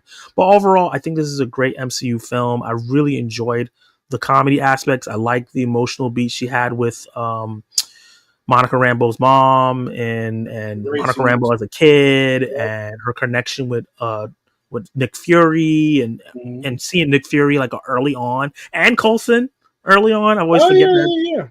Early on, and shout out to Brie Larson. She's allergic to cats, and she really fight through having that cat next to her in all those scenes. The Flurkins, man, love it. Like, let's see what Maverick Defender is saying up in here. He said, "You have this Kree part of her that's unemotional, that's amazing fighter, competitive. Then there's the human part of her that's flawed, but also the thing that she ends up leading by." Yeah. It's the thing that gets her in trouble, but it's also the thing that makes her great. And these two sides warring against each other is what makes her her. I like the psychological villain in Captain Marvel versus normal physical villains. Yeah. Jan Rog is underrated. Yep. The Monica Rambeau flying the spaceship scene reminded me of Independence Day. Yeah. I can see that for sure. It would have been better if she fought the Supreme Intelligence. Yeah. Agreed. I agree. Yeah. Either Supreme Intelligence or the Accuser. Yeah. Even if it did end the way that it did end in Captain Marvel 2 or the Marvels, actually you could have had all three of the Marvels go up against the Supreme Intelligence. And that would have been a better movie than what we got. But yeah. Yeah. So that was my number 12. All right. So my number, where the hell is my 11 is, remove this, add this. Captain America the First Avenger is a movie that I watched on a rewatch when I was rewatching. When I did my first like full rewatch of these movies. Yeah. And when that film ended, I said, God damn, this was good. The funny thing is, I despised this movie for a very long time. And then Winter Soldier came and I despised it even more. I'm like, but I was a little bit older. I rewatched this movie. It is so damn good. This is a fantastic movie. We already talked about it at length before, but yeah, Chris Evans as Captain America is one of the best castings in the MCU by far. Yeah. They talk a lot about Robert Downey Jr., which deservedly so. But getting Cap right, especially for the journey that those two go on, was super important. And he has not had a better role than this in his entire career, in my opinion. And it's a really good freaking movie. So yeah, it deserves to be in the number 11, right outside the top 10. Now that I think about it, honestly, the movie you guys can see have above it, I don't even think that movie's better than this, but we'll see. Actually, I don't know if that's true either, but yeah. So Captain America, the First Avenger, is great, and we talked about it for a long time, so I'm going to stop talking about it. It's a fantastic. What's your number? I guess 10. Number 10. Am I? No, number 11. Number 11 is the Marvels. Right above Captain Marvel. I had a blast with this film. It was really, really fun. I think the whole like gimmick of them switching was really, really good action and unique to in the MCU. We haven't really seen anything like that. Anytime they use their powers, use their powers in like a because if they use their powers in terms of like the energy based part of it, they switch, and I thought that was interesting, and all that whole section where it was happening was really, really dope. I love the flirting part. I know you didn't like that, but I thought that was hilarious. I was dying laughing in the theater when that happened. The part of the film that kind of is lackluster is the villain. I think the villain had the potential to be great, but it was written very one note, very plain, and the actress, who I don't think is a bad actress, just didn't have nothing to work with. So in terms of that, I think that the film faltered on having a really great villain to match the fun story and the fun character dynamics and the fun switching parts of the story. Captain Marvel restart in the sun, awesome. Monica Rambeau closing up a multiverse portal and getting stuck with the X-Men, really cool. Imani Vellani being so awesome throughout the film. She's amazing. Captain Marvel. You know, you talk about Florence Pugh. I think Imani Vellani is my most endearing character that I like a lot. I think she's a great character. I hope to see her more so she can actually get to grow as well. Absolutely. And yeah, Nick Fury, I think it's just this thing of like Samuel Jackson's just getting too old to be proper Nick Fury, unfortunately. And that makes me really sad. I think we see it in this, and then we also see it in Secret Invasion. It's just he can't be the super cool secret spy guy because his knees don't work. But other than that, I really had a lot of fun with this movie from beginning to end. It was cool seeing Kamala's family involved as well, and her meeting Captain Marvel, and them like, "You're breaking up our house." It's just like, well, we're fighting aliens that's trying to kill everybody. So yeah, I had a really great time with this film. It has its faults. I didn't mind the singing planet. I thought that was cute, and yeah, I like the girl bonding scenes too when they were on the ship and they were bonding. But yeah, it is the only MCU movie I've only seen once. Mm-hmm. So I actually got to rewatch that film at some point. Supreme Intelligence was powerful in the cartoons. Yep. In the comics, definitely. Captain Marvel is better than Captain America. It's debatable. That's its choice. The Marvels was made for women and little girls. I mean, yeah, but that's never stopped me from liking a movie that wasn't geared towards me before. Yeah, I like Wicked. That wasn't geared I like Little Women. Little Women's awesome. I love Wicked. The Marvels is the best ever made girl superhero movie. No, Wonder Woman is better. Yeah, for sure. By far. But the main audience are men in comic book superhero world. Yeah, that's true. Both Captain Marvel and Wonder Woman 84 did 180s for their sequels. First movies were made for men, unisex, but the sequels were made for women. Was Wonder Woman 84 made for women? 84 was made for women. I don't know who Wonder Woman 1984 was made for, but it wasn't made for human beings. I'll tell you that much. That movie is awful. Oh my god! I don't hate it as much as most people, but she raped that man. Yeah, I'm not going to tell me that was made for women. She raped that man. That was crazy. That is insane. The Marvels was good. I thought it was better than Captain Marvel. Honesty. Yeah, I like both movies a lot. Wonder Woman was made for men and unisex. I can see that because I guess the grittier action it has, and Steve Trevor has a bigger role, so I can see why you say that. Amazon's great men in comics. That doesn't mean that don't mean nothing, man. Is that supposed to make it okay? Make it acceptable? That don't make it okay. We get into some crazy stuff. Doing it. Let's get into like your next one. I don't want to talk about this no more. Nobody should be getting raped. Let's just put that up. But yeah, let's not grade people. Let's see here. Okay. What are we doing? That's crazy. How are Amazon supposed to have kids? Consensual sex. Yeah, like that's like saying how are men supposed to have kids? It's like wait, no. there is no world in which this is okay. I don't care what island you're from. Anyway, matter of fact, that's your problem. We don't have men on our island, so we gotta grave them to get.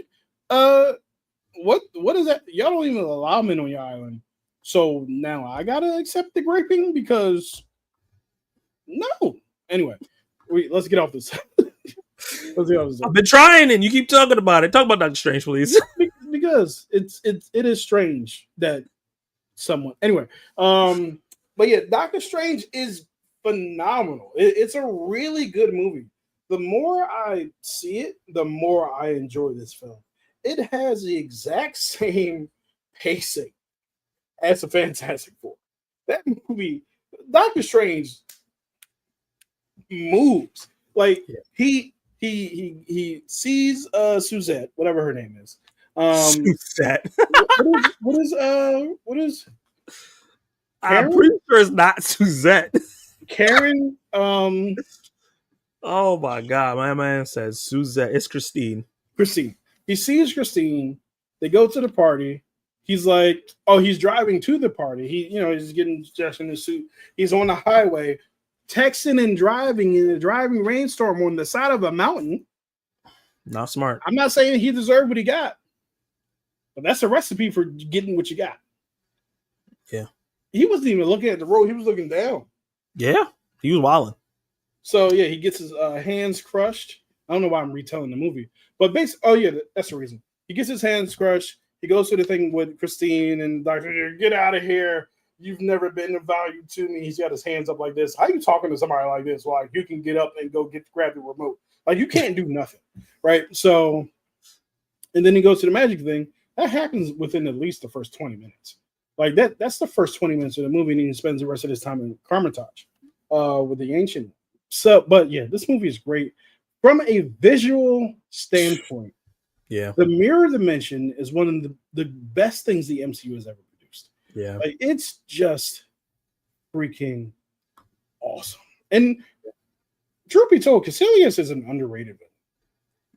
Yeah, great look, great actor, really interesting villain. Exactly. Yeah, and his relationship with Wong, they established that in this movie.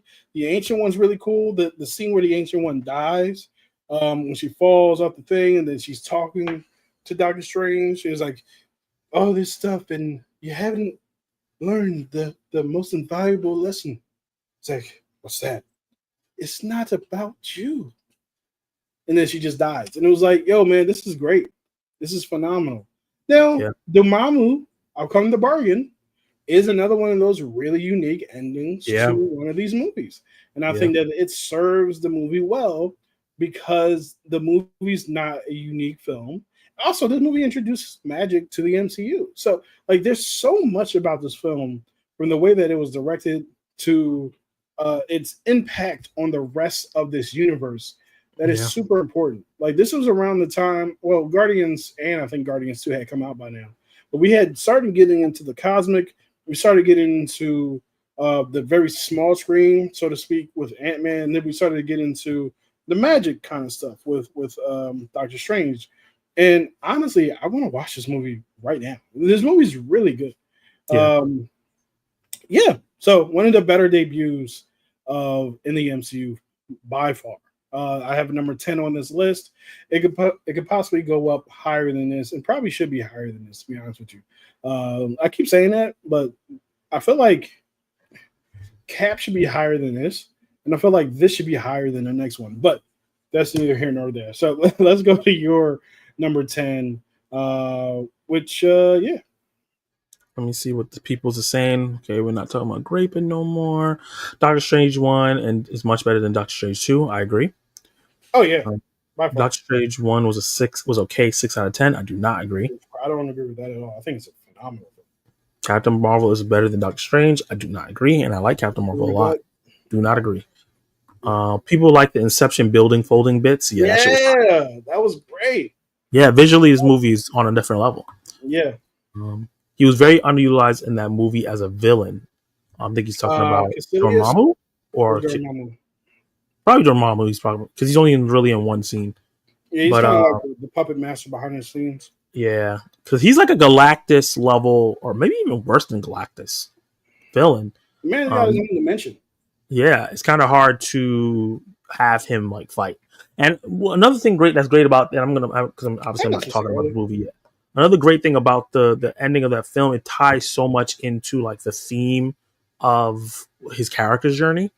Yeah. So that's why it ends up being so great. But my number 10 is Ant-Man. I love this movie. It's so good, right? There was a thing where the MCU was doing this thing where they were combining a comic book movie with another movie, right? Winter Soldier combined with the spy thriller, and it took a while before we got another one, but Ant-Man was a heist film. Yep. And I really enjoy Paul Rudd as the character. He's an actor that I've loved in comedies for so long, and it was cool to see him in an action film and really to stretch his dramatic muscle in this as well. Yep. We talk about visuals, but visually him dropping really small and with the ants was really dope. His relationship with his daughter, him being a criminal, it was interesting starting there and becoming a hero, and his criminal past helping him be a good hero because he knew how to steal and he knew how to do heists.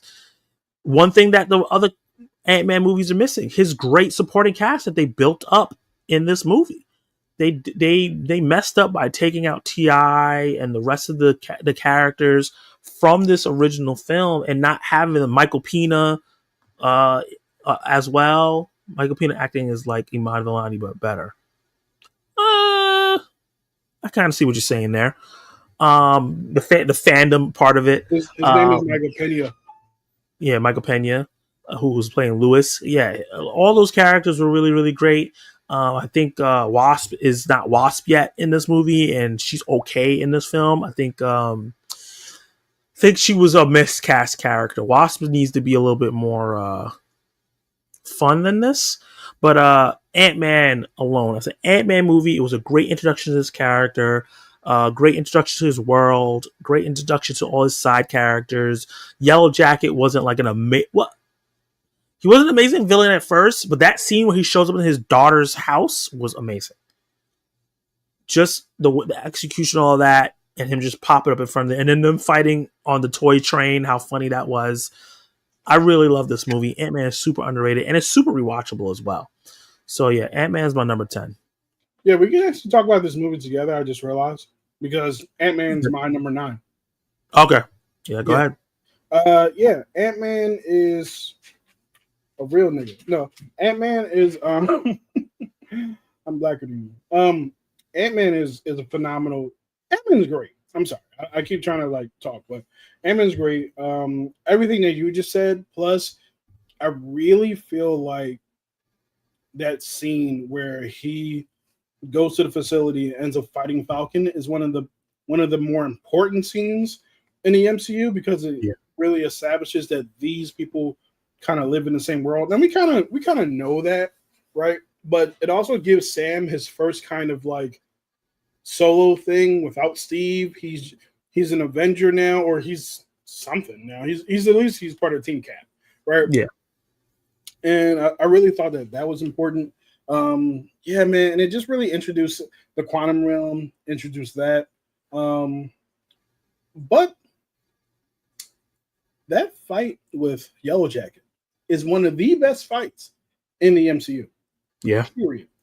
From the time that they're in that facility where in that helicopter actually, where Yellow Jacket first puts a suit on, and they're fighting in the helicopter, but they're also fighting in that suitcase. And they fall into the pool, all that stuff, all the way up until the end that you already talked about. Some of the coolest shit I've ever seen. And they actually make the stakes really great, where he doesn't know if he's going to come back once he shrinks down. And it's just but he's doing it because he has to protect his daughter. So it's That was what missing from these. It was missing from the next two films. The ingenuity. Ant-Man and the Wasp had some cool shrinking and big scenes in it, but like the pacing and the energy, you could see Edgar Wright's writing and directing was all over this film. Because then when he wasn't involved anymore, all the energy and sauce was taken out of it. Let me tell you something. This movie being as good as it is, and the other two movies being as bad as they are, really exposed Peyton Reed. Yeah. Like, pretty bad. Especially with Ant-Man and the Wasp Quantumania, where he was like, oh yeah, I finally get to like flex my muscles, and it's going to be like an Avengers level movie. I finally want to get to make an Avengers. It's like, and then we see the final product, like, what the hell are you talking about?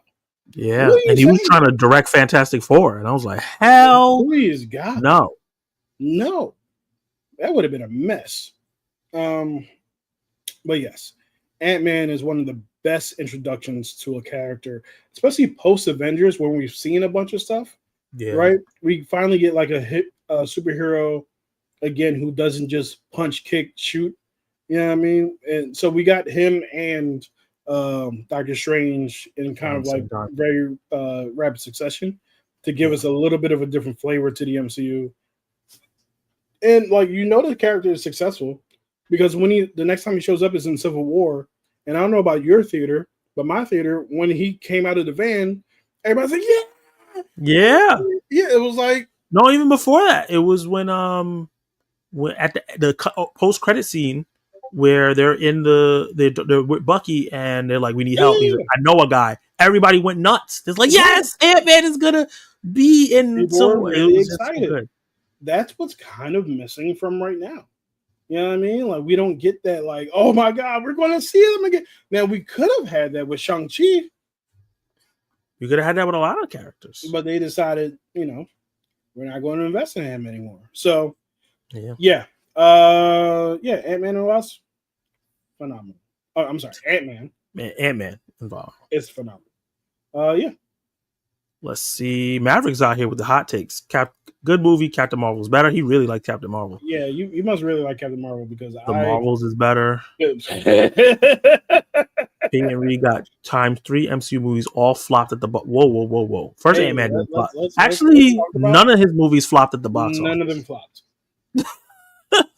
But Anna Boden was fired for making $1 billion. That's true. The Ryan Fleck and Anna Boden, who directed Captain Marvel, their movie made $1 billion and they got fired. And then the second movie doesn't make a lot of money. It's kind of crazy because Peyton Reed, none of his movies flopped. No. All 3 Ant-Man and the Wasp movies made money. Yep. Or Ant-Man and the Ant-Man and the Wasp movies made money. Whether or not all 3 of them were good, that's a different discussion. That's a different discussion. Financially flopping. Yeah, that didn't happen. Yeah. So coming in at my number 9, and why am I clicking on the wrong windows? Is this me? Oh, my bad. Yeah. Number 9 is Shang-Chi. We've been talking about him a little bit through here. I'm kind of teasing what the next one is.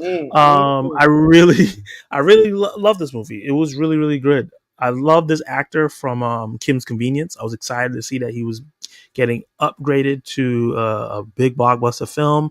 I think he did a solid job acting. I think his acting could be stronger overall, but him doing the martial arts is amazing. He's a great film martial artist fighter. He looks amazing in there. Daniel Destin Cretton, he said he's the best director in MCU. All right, we gotta pull. I don't know about that one, Maverick. You got some hot takes? The Russo brothers, Ryan Coogler. I don't know. Ryan Coogler. I don't know about that, but Daniel Destin Cretton is up there because his movies outside the MCU are really good. Short Term 12, great movie. Now, do we want to talk about the Russos outside of the MCU? I don't think we should.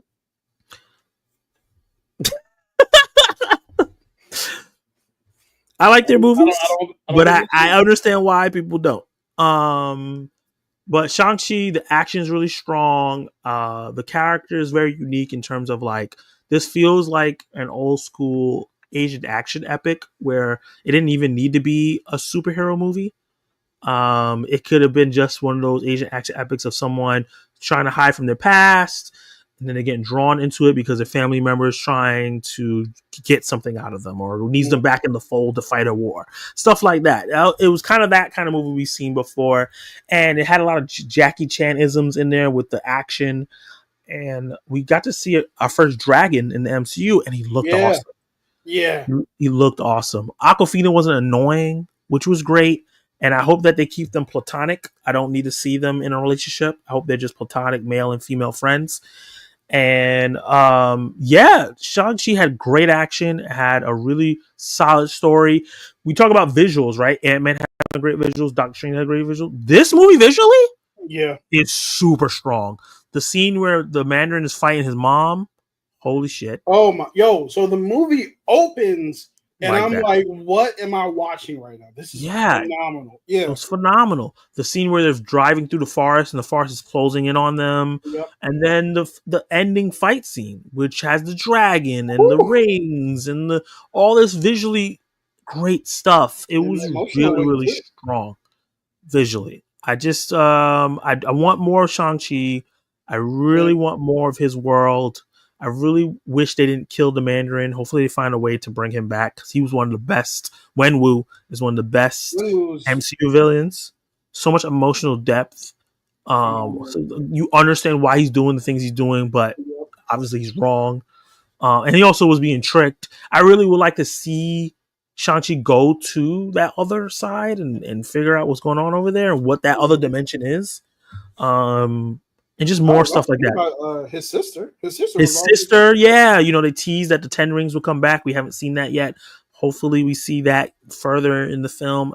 It's a lot of stuff that in this movie I want to see. And then like the Beacon and him meeting Hulk and Captain Marvel and that relationship and how he's going to show up. I feel like when Sam shows up in Doomsday with his Avengers team, Shang-Chi is going to be there. Oh, for sure. And he's going to make an epic return, and everybody's going to lose their minds in the theater. I just hope that they don't put him like in some kind of Avengers uniform. You think they're going to have like uniforms, like matching ones? The new Avengers have matching uniforms, which is fine, but I just kind of hope that they let him rock out with his own job. Yeah, I don't want the Avengers having like matching gear. That's kind of weird. They're not Power Rangers. No. Let me see what these people saying though. He said Shang-Chi was great, but the ending was made for China. I don't know what that means. What does that even mean? I'm not sure what that means, Maverick. What does that mean? It's a Chinese American movie. Yeah. I don't understand what that means. Wow, I'm surprised to see this in your top 10. I would say Shang-Chi did rekindle my love for Kung Fu flicks. Yeah, man. We don't get a lot of big blockbuster Kung Fu flicks. True. And Shang-Chi is better than a lot of MCU movies. Like, we're talking about this is one of the best I agree debuts, but it's better than a lot of just regular MCU films. Bro, when I first saw this movie, I had it at number 1. I since calmed down, but I understand that hype because I had it in my top 3 at one point. I was in love with it, and I still am in love with this movie. All right. I didn't love the ending of Shang-Chi. Interesting. I thought it was great. Same. I did enjoy Shang-Chi without thinking it was a Marvel film. Yeah, it's a great contained film. Like, obviously, there's references to other stuff, but the bus fight, holy shit. Bus fight is great. I enjoyed Mortal Kombat more. The Quest by Jean-Claude Van Damme more. Interesting. Okay. I don't think you have to compare it to like what Mortal Kombat, the recent one, the one on HBO Max. I don't know about that. Not good. Shang-Chi absolutely. Hey, Sully. Hey, Shang-Chi absolutely rocks. Arguably the strongest MCU entry of the phase if No Way Home didn't exist. My opinion is stronger than No Way Home. I think on rewatch.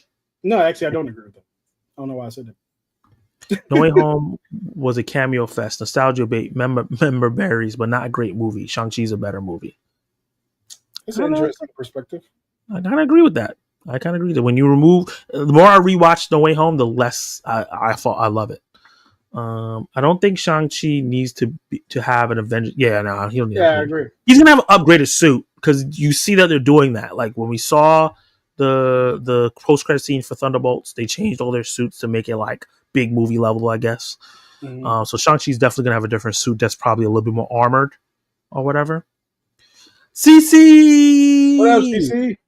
mega late, but wanted to say, hey, been busy night. Hey, you're never late. I'm glad that Never you're here. late. Eliminate. Okay, what is your number 8? Número 8 es Thunderbolt. We Thunderbolts. will. You know what's funny? Nobody's calling this movie New Avengers because they shouldn't, because it's a dumbass name. Yeah, Anyway, I don't know what they did. Thunderbolts is phenomenal. We talked about it a little bit before, but yeah, man, as a debut movie for this team, I mean, I know some people are just coming in now, but the way that we describe debut movie is is either your first movie that's your movie with your name in the title, or it's the first of the group movies, right? Yeah. So it won't have like Avengers Endgame on here, right? But it will have the first Avengers movie, even though those characters are established. It's the first team movie with them as a team. So that's why the Marvels was on here earlier. Anyway, so yeah, Thunderbolts, man, it was a pleasant surprise, a breath of fresh air. The first indication to me that the MCU was moving in a direction of more quality. And then the movie that came out after that just kind of furthered that notion for me. So yeah, I mean, we talked about Thunderbolts a little earlier. I don't know if we need to rehash it a lot, but I really think that the journey of Yelena and a U.S. agent and the rest of them was really good. The one thing I do really enjoy about this film is that while probably Yelena and Red Guardian probably have the most emotional moments and the most growth as a unit, the characters are able to grow without necessarily changing who they are, right? I think that U.S. Agent is a very interesting character study in this movie because from the beginning of this movie to the end, he does not change the way that he thinks about the world around him, right? He's the same dude. He just happens to be doing things a little bit less selfishly and a little bit more working within a team, right? He has to kind of let go a little bit. But I do agree with what Zach said Piggyback off that, earlier. it's kind of what he wanted to do in Falcon and Winter Soldier. He wanted to be a team with Falcon Yeah. and Bucky. Like he was like, please work with us. He wanted to be a good person, but the serum was bringing out the worst in him, and he was getting pushed away from everyone he was trying to work with. So the fact that these guys brought him in and was like, we're a team now, or like we care about you, I think that's where you see like the less selfishness comes from. And to be fair to him, he had a lot of pressure on him that he did not ask for. He did not ask to be Captain America, right? They put that on him. He didn't Yeah. ask for the shield. They put that on him, right? And they did a terrible job. Well, what they did was they tried to take it off someone who didn't look like how they wanted Captain America to look, and then put it on someone who they did represent how they want Captain America to look, aka him being a white person.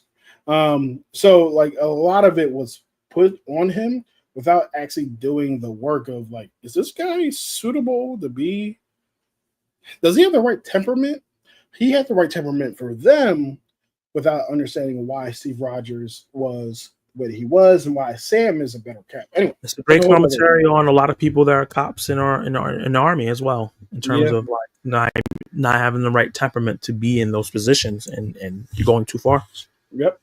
But also having the right skin color for that kind of authority. Anyway, Yeah. so uh yeah, man, I do agree with you about the end though, because I would rather them have made the movie longer and us to go into those individual cubes. We know that Red Guardian has some regrets about what happened with Yelena and with Natasha, but his own personal deep dark secret and his own personal anxiety from he's growing up from his time in the Russian army, from his time as Red Guardian.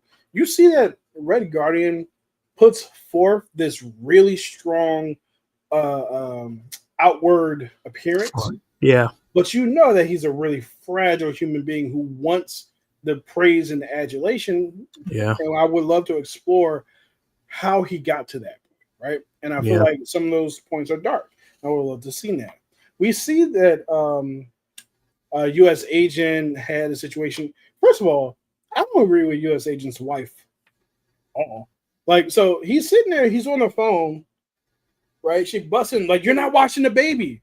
He's in the crib. What am I supposed to be like staring at him? Like, Yeah. What are you talking But about? I think that it was just that's why it needed to be explored, because I think it was a straw on a bigger problem.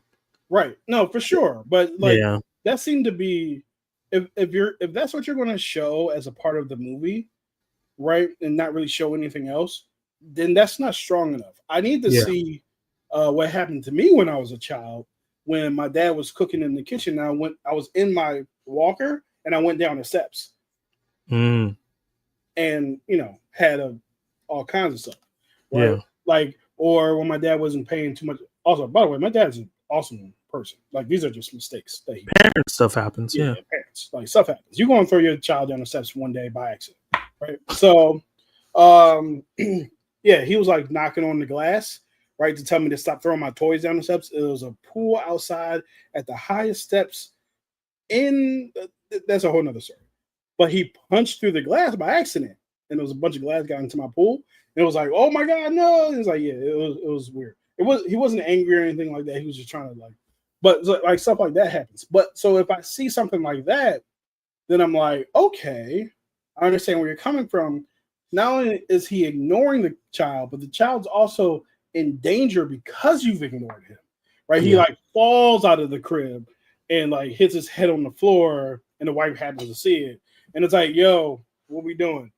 Not you being on the phone and he's just in the crib. Not even you don't even care what his dad is doing. You know what I mean? That's just it's a little weird. Anyway, Yeah. That's a little long-winded for this discussion. But yeah, ultimately enjoy this film. I think it's one of the better debuts for a teen. Yeah, and also we got to talk about Yellow Guy with the Shadow Realm. Century. Sentry? Yeah, Sentry was awesome in this movie. Gonna be really interesting to see Sentry and Franklin and Doctor Doom in the same room. See how that goes. I'm sure Franklin would win. Don't piss off Franklin. Don't take ice cream from Franklin, because he'll turn the entire planet into ice cream, and then we're not gonna have a good day. But yeah, so yeah. It's gonna be interesting how, because Sentry is a very like mythological, lore heavy, heady character. Mm-hmm. He's in like the Watchmen vein in that sense. So it's gonna be interesting how they handle him, because it's right now he's kind of a jokey character. Mm-hmm. So it's gonna be interesting how they handle him. Like maybe if he gets a solo film, or like is he always just gonna be part of the Thunderbolts and be the big gun? It's gonna be interesting to see how they handle him, because he's a hard character to write for. I don't know if he'll ever get a solo film. He doesn't seem like a solo film kind of guy. Even in the comics, he does have some solo runs, but they're very short lived for the most part. He usually has limited runs. It's not like long. He's like, okay, we're gonna do a limited story about Sentry just to push his lore a little bit, and that's it. The last limited run that he did, or they did on him, was great. Yeah, I had to find it, but yeah, it was fantastic. Yeah, it's a great character. Yep. Thunderbolts. We have some hot takes. Thunderbolts is overrated. Thunderbolts is the New Mutants. Oh shoot! Damn. Louis Pullman was brilliant as Sentry. The quality of MCU movies have dropped so low that when you get something nowadays that's okay, everyone says the best movie ever. Thunderbolts is overrated, but it's decent. Damn. Obi Thorn Alliance. How you doing? Hey, what's up, Obi? I'm one of those people that have been enjoying the MCU, and I've been saying this on many streams. You guys know like what projects I actually don't like. It's only really one. So I'm not going to rehash that. The one that's starring females, guys. He does not like women in the films. So a film that's starring a female that I really, really like is my number 8 is Fantastic Four. One of the newer entries into the MCU, one of the most visually pleasing films that they have created. Has one of the best action sequences of all time in the MCU. Great character dynamics, really cool 60s aesthetic, retro future aesthetic. Fully realized Silver Surfer, that's awesome. Fully realized Galactus, that's scary. Pedro Pascal, I was worried about. Don't know why I had to be worried about. Once I saw him as Joel, I knew he could pull off Reed Richards. Vanessa Kirby, I wasn't sure about. She did a fantastic job as the character. Joseph Quinn, I was worried about as. We could talk about this together because this is my next one. See your next one too. Joseph Quinn, I was a little worried about, but he did a great job as this iteration of Johnny Storm. Ben Grimm got the short end of the stick, unfortunately. And I think this movie for me, and I guess can I go on a tangent real quick? Tangentize. Okay, so for me, this movie has a problem that a lot of superhero movies are having lately. And I think it comes to Fantastic Four, it comes to the Marvels, it comes to Brave New World, it comes to Superman, Thunderbolts. This mandate to keep movies 2 hours under. Yeah. I think this is and now that there's like a report from Variety and all that like this is a thing that they're going to do. They can't do that with Doomsday and Secret Wars. No, that's impossible. That would be really dumb. But okay, these hot takes are coming in hot. That just interrupted me when I saw that just now. This is just. I love it. This is what we wanted, right? We want people to say it. That's true. So Fantastic Four. I love this movie. I thought it was great, but it being 2 hours or just under 2 hours for me overall hurts the film. If this movie was 2 hours and 20, 2 hours and 30, and we got to see the origin, I was having this conversation with my friend, and he was talking about how but we've seen the origin already. I'm like, the last Fantastic movie came out in 2014. That was 11 years ago. 1, 2. Nobody watched that movie. So was that true? Fan Force Stick? Oh, Fan Force. Yeah. Nobody really watched that movie. And I would never count that as an origin.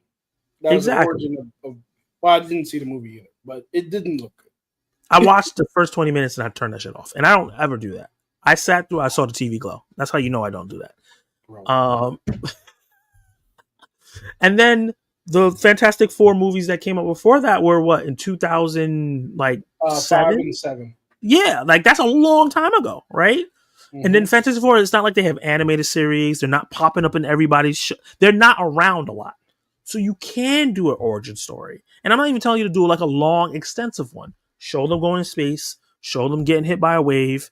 Show Ben Grimm turning into rocks. Give me his struggle a little bit as Ben Grimm a little bit. And show them fighting Red Ghost and Mole Man. That's all I wanted for 30 minutes. And then get into the rest of the actual movie. And I think what that would have did was to show where the characters came from and then where they are now. Showing how great of a team they are.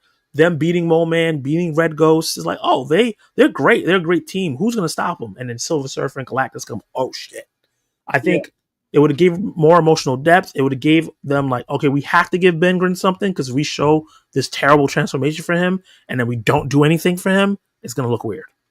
Yeah, I kind of agree. I agree partially with you on this. I definitely think that they should have had at least the Red Ghost fight. Actually, I would have probably rather had Mole Man since he's a much more important character later on in the film. Me too.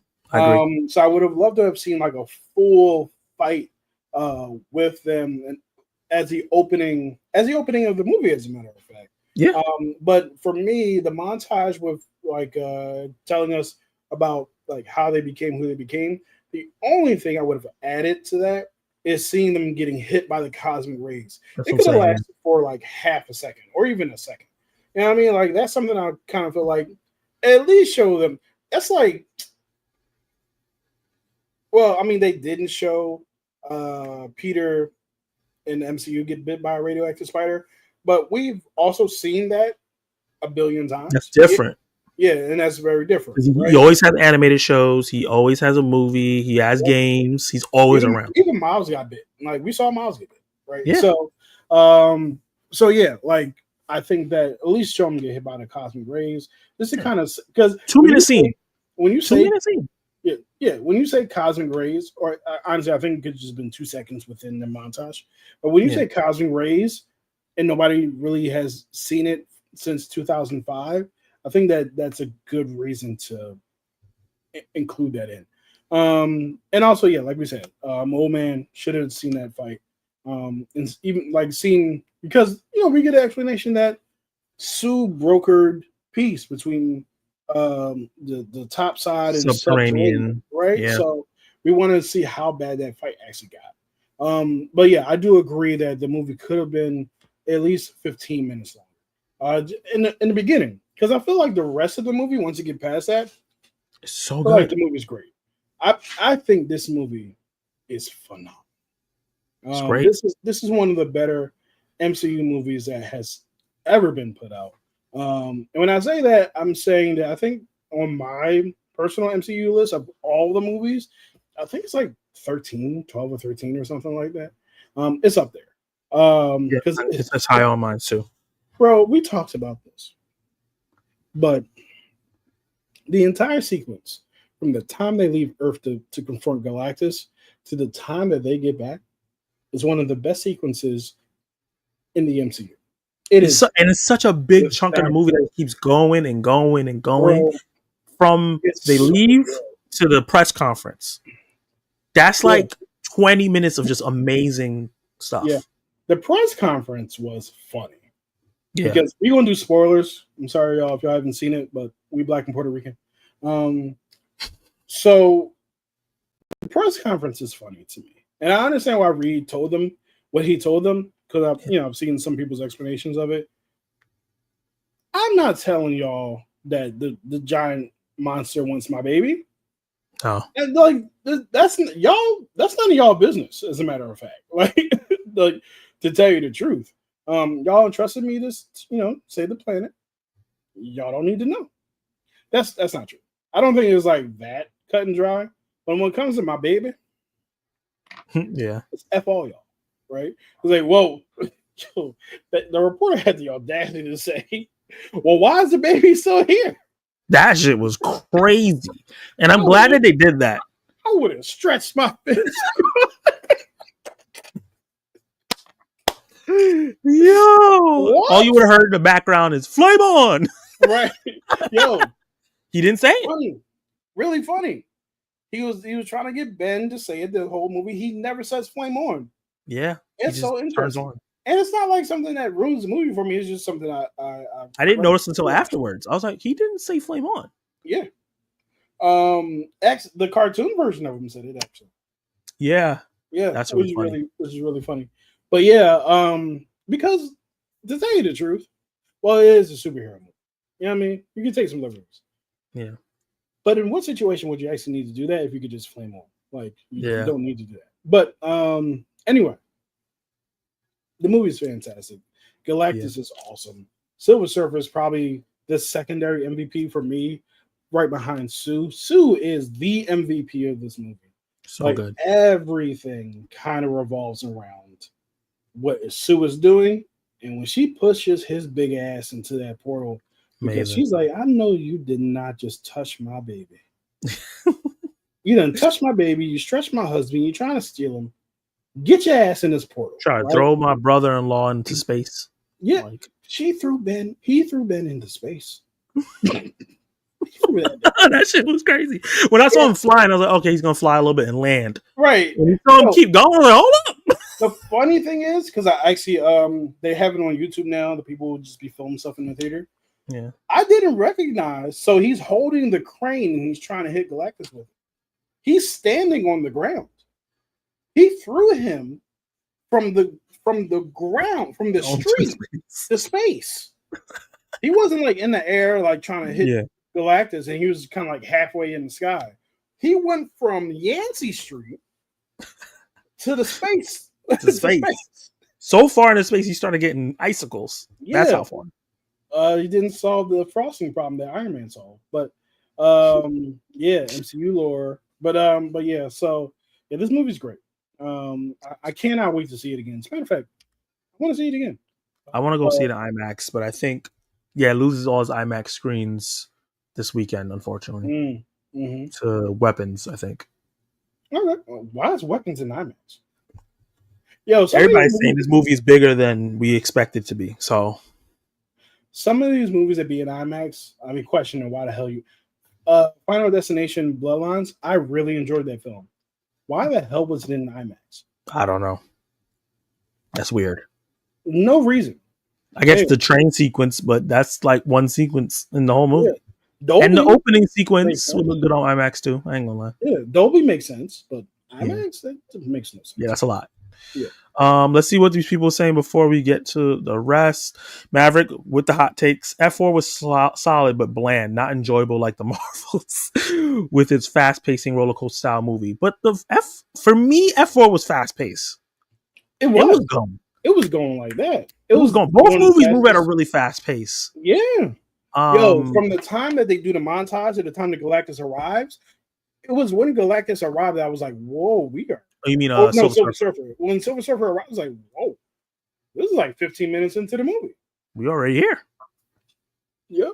And then they hit space like 5 minutes later. Yeah.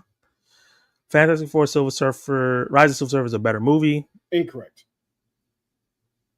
Isn't that the Cloud Galactus? Yes. Not like, what are we doing? F4 has a stronger concept to work with than the Marvels, but it does not achieve the entertainment levels of the Marvels. There are fewer problems in the Marvels, but it's not nearly as enjoyable. Hey, that's fair. That's how you feel. Okay. F4 is better than Superman. I agree. I agree.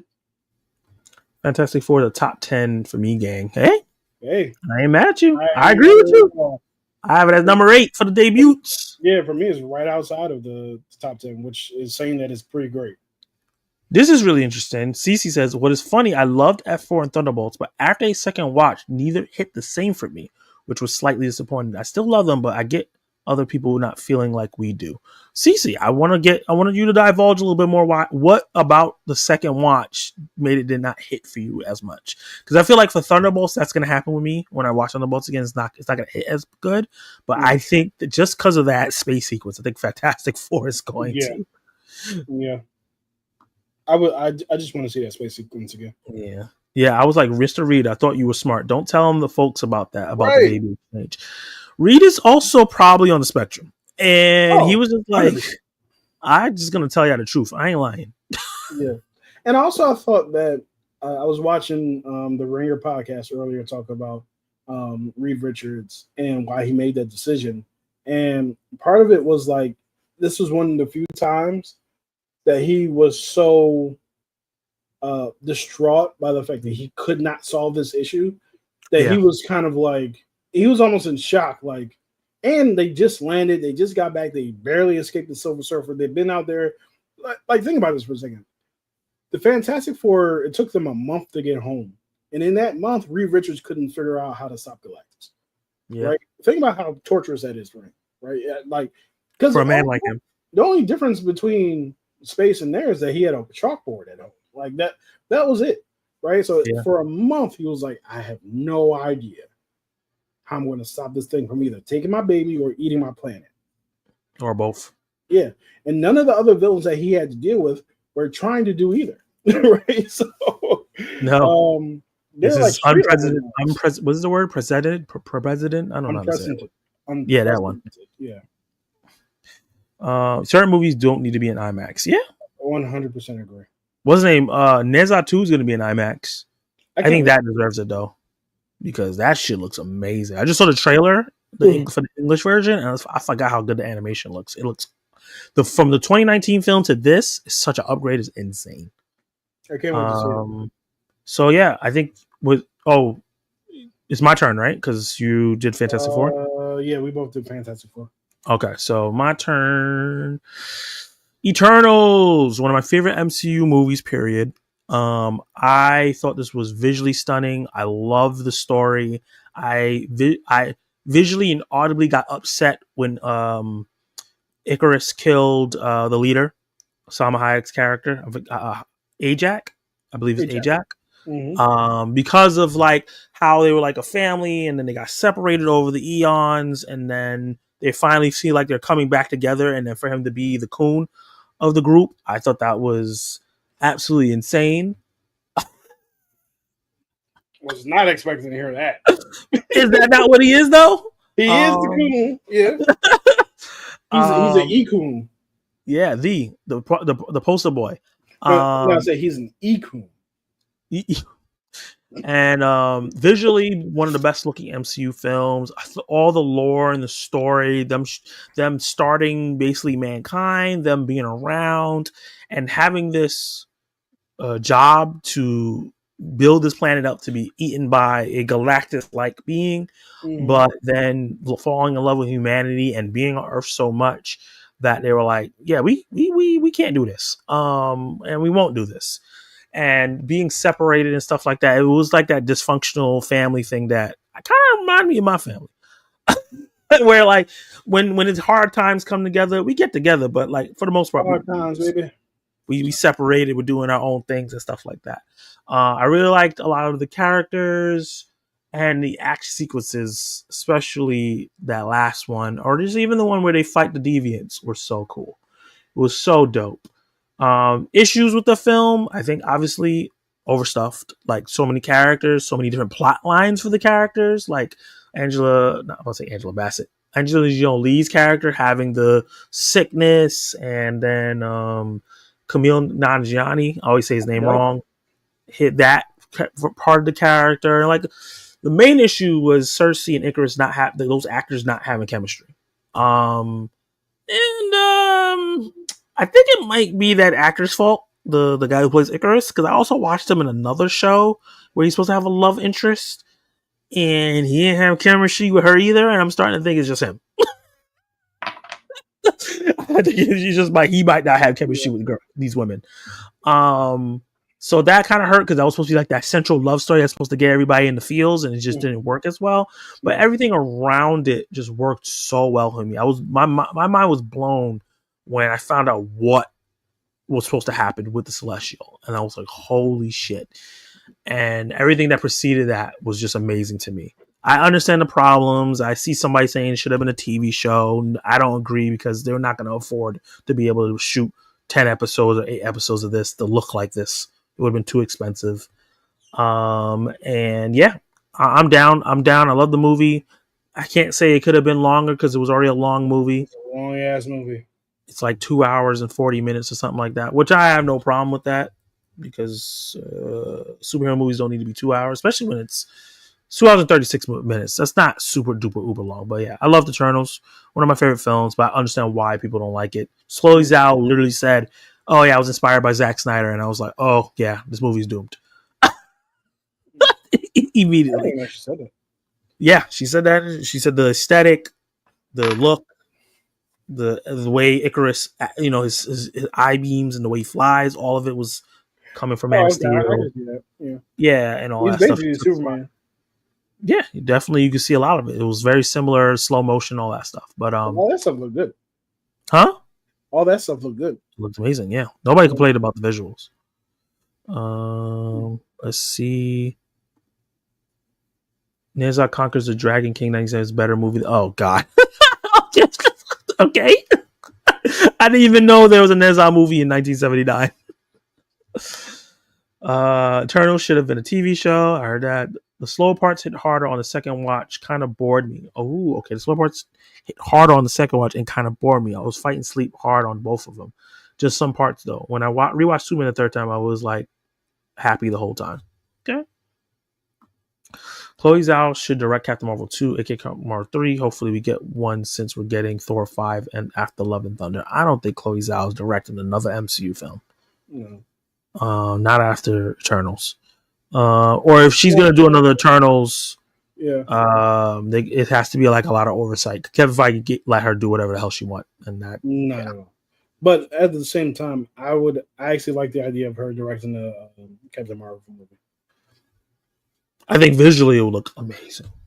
The overall vibe and music plays a big part for me. I'm a crackhead. That makes sense. A lot of people love Superman for that. Let's go into your number 6. 6 is the number that 6 is in Spanish. I gotta remove yours. Number 6. Iron Man. The thing that started it all. The one that started it all. This movie's great. I don't know what to say about this movie that hasn't already been said, but Robert Downey Jr. is the light that leads the way for the rest of the MCU in this movie. I've really enjoyed how we do the hero's journey in this movie, particularly. What are we talking I really enjoy the way that he does this.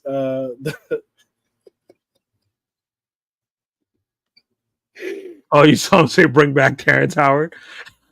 Anyway, I was gonna. But anyway, so yes, Obadiah Stane in this movie, played by Jeff Bridges, is an underrated villain. His performance in this movie is absolutely incredible. It's very strange that Pepper Potts ends up being his love interest after uh, basically facilitating all the women that he ends up sleeping with throughout the movie. So it's like, hey, because the first thing that we see Pepper Potts do is kick the reporter out, and it's like, yeah, I clean up after his messes, blah blah blah. And then she ends up with him at the end of the movie after seeing all of his sex escapades. Very interesting. Anyway, but they at least they had chemistry. But yeah, Jon Favreau does a great job with this first movie. Jon Favreau also plays Happy Hogan, which he's a really good character in this film. Yeah. Yeah, I mean, if you go back and look at the Iron Man creation or the suit creation in the test and him flying as Iron Man, great. It's still some of the best looking visuals the MCU has ever made. It's insane how good that suit looks to this day, right? So yeah, it is a phenomenal film. But yeah, I got it at number 6 because I find that there be to be 5 more films better. Mm-hmm. I prefer Terrence Howard to Don Cheadle. That's a solid preference. Terrence Howard wasn't bad in this movie at all. No, he wasn't. I think Don Cheadle is a more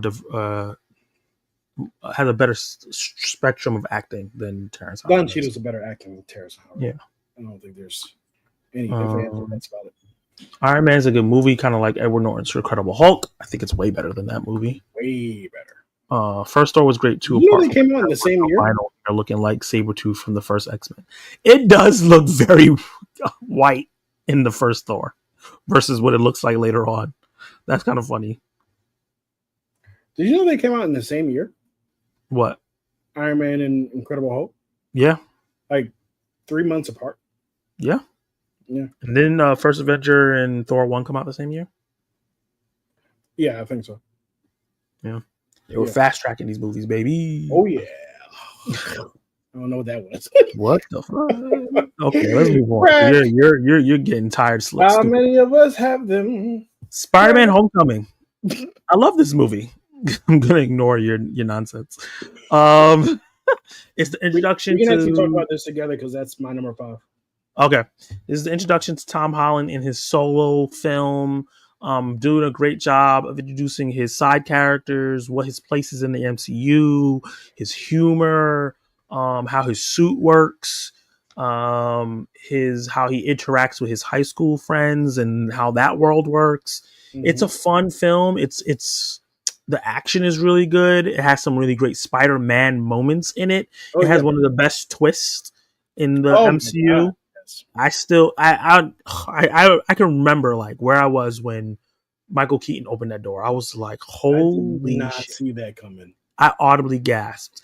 And then that's one of those things where like from that moment on, the movie is just great. The movie turns all the way. And the movie was good.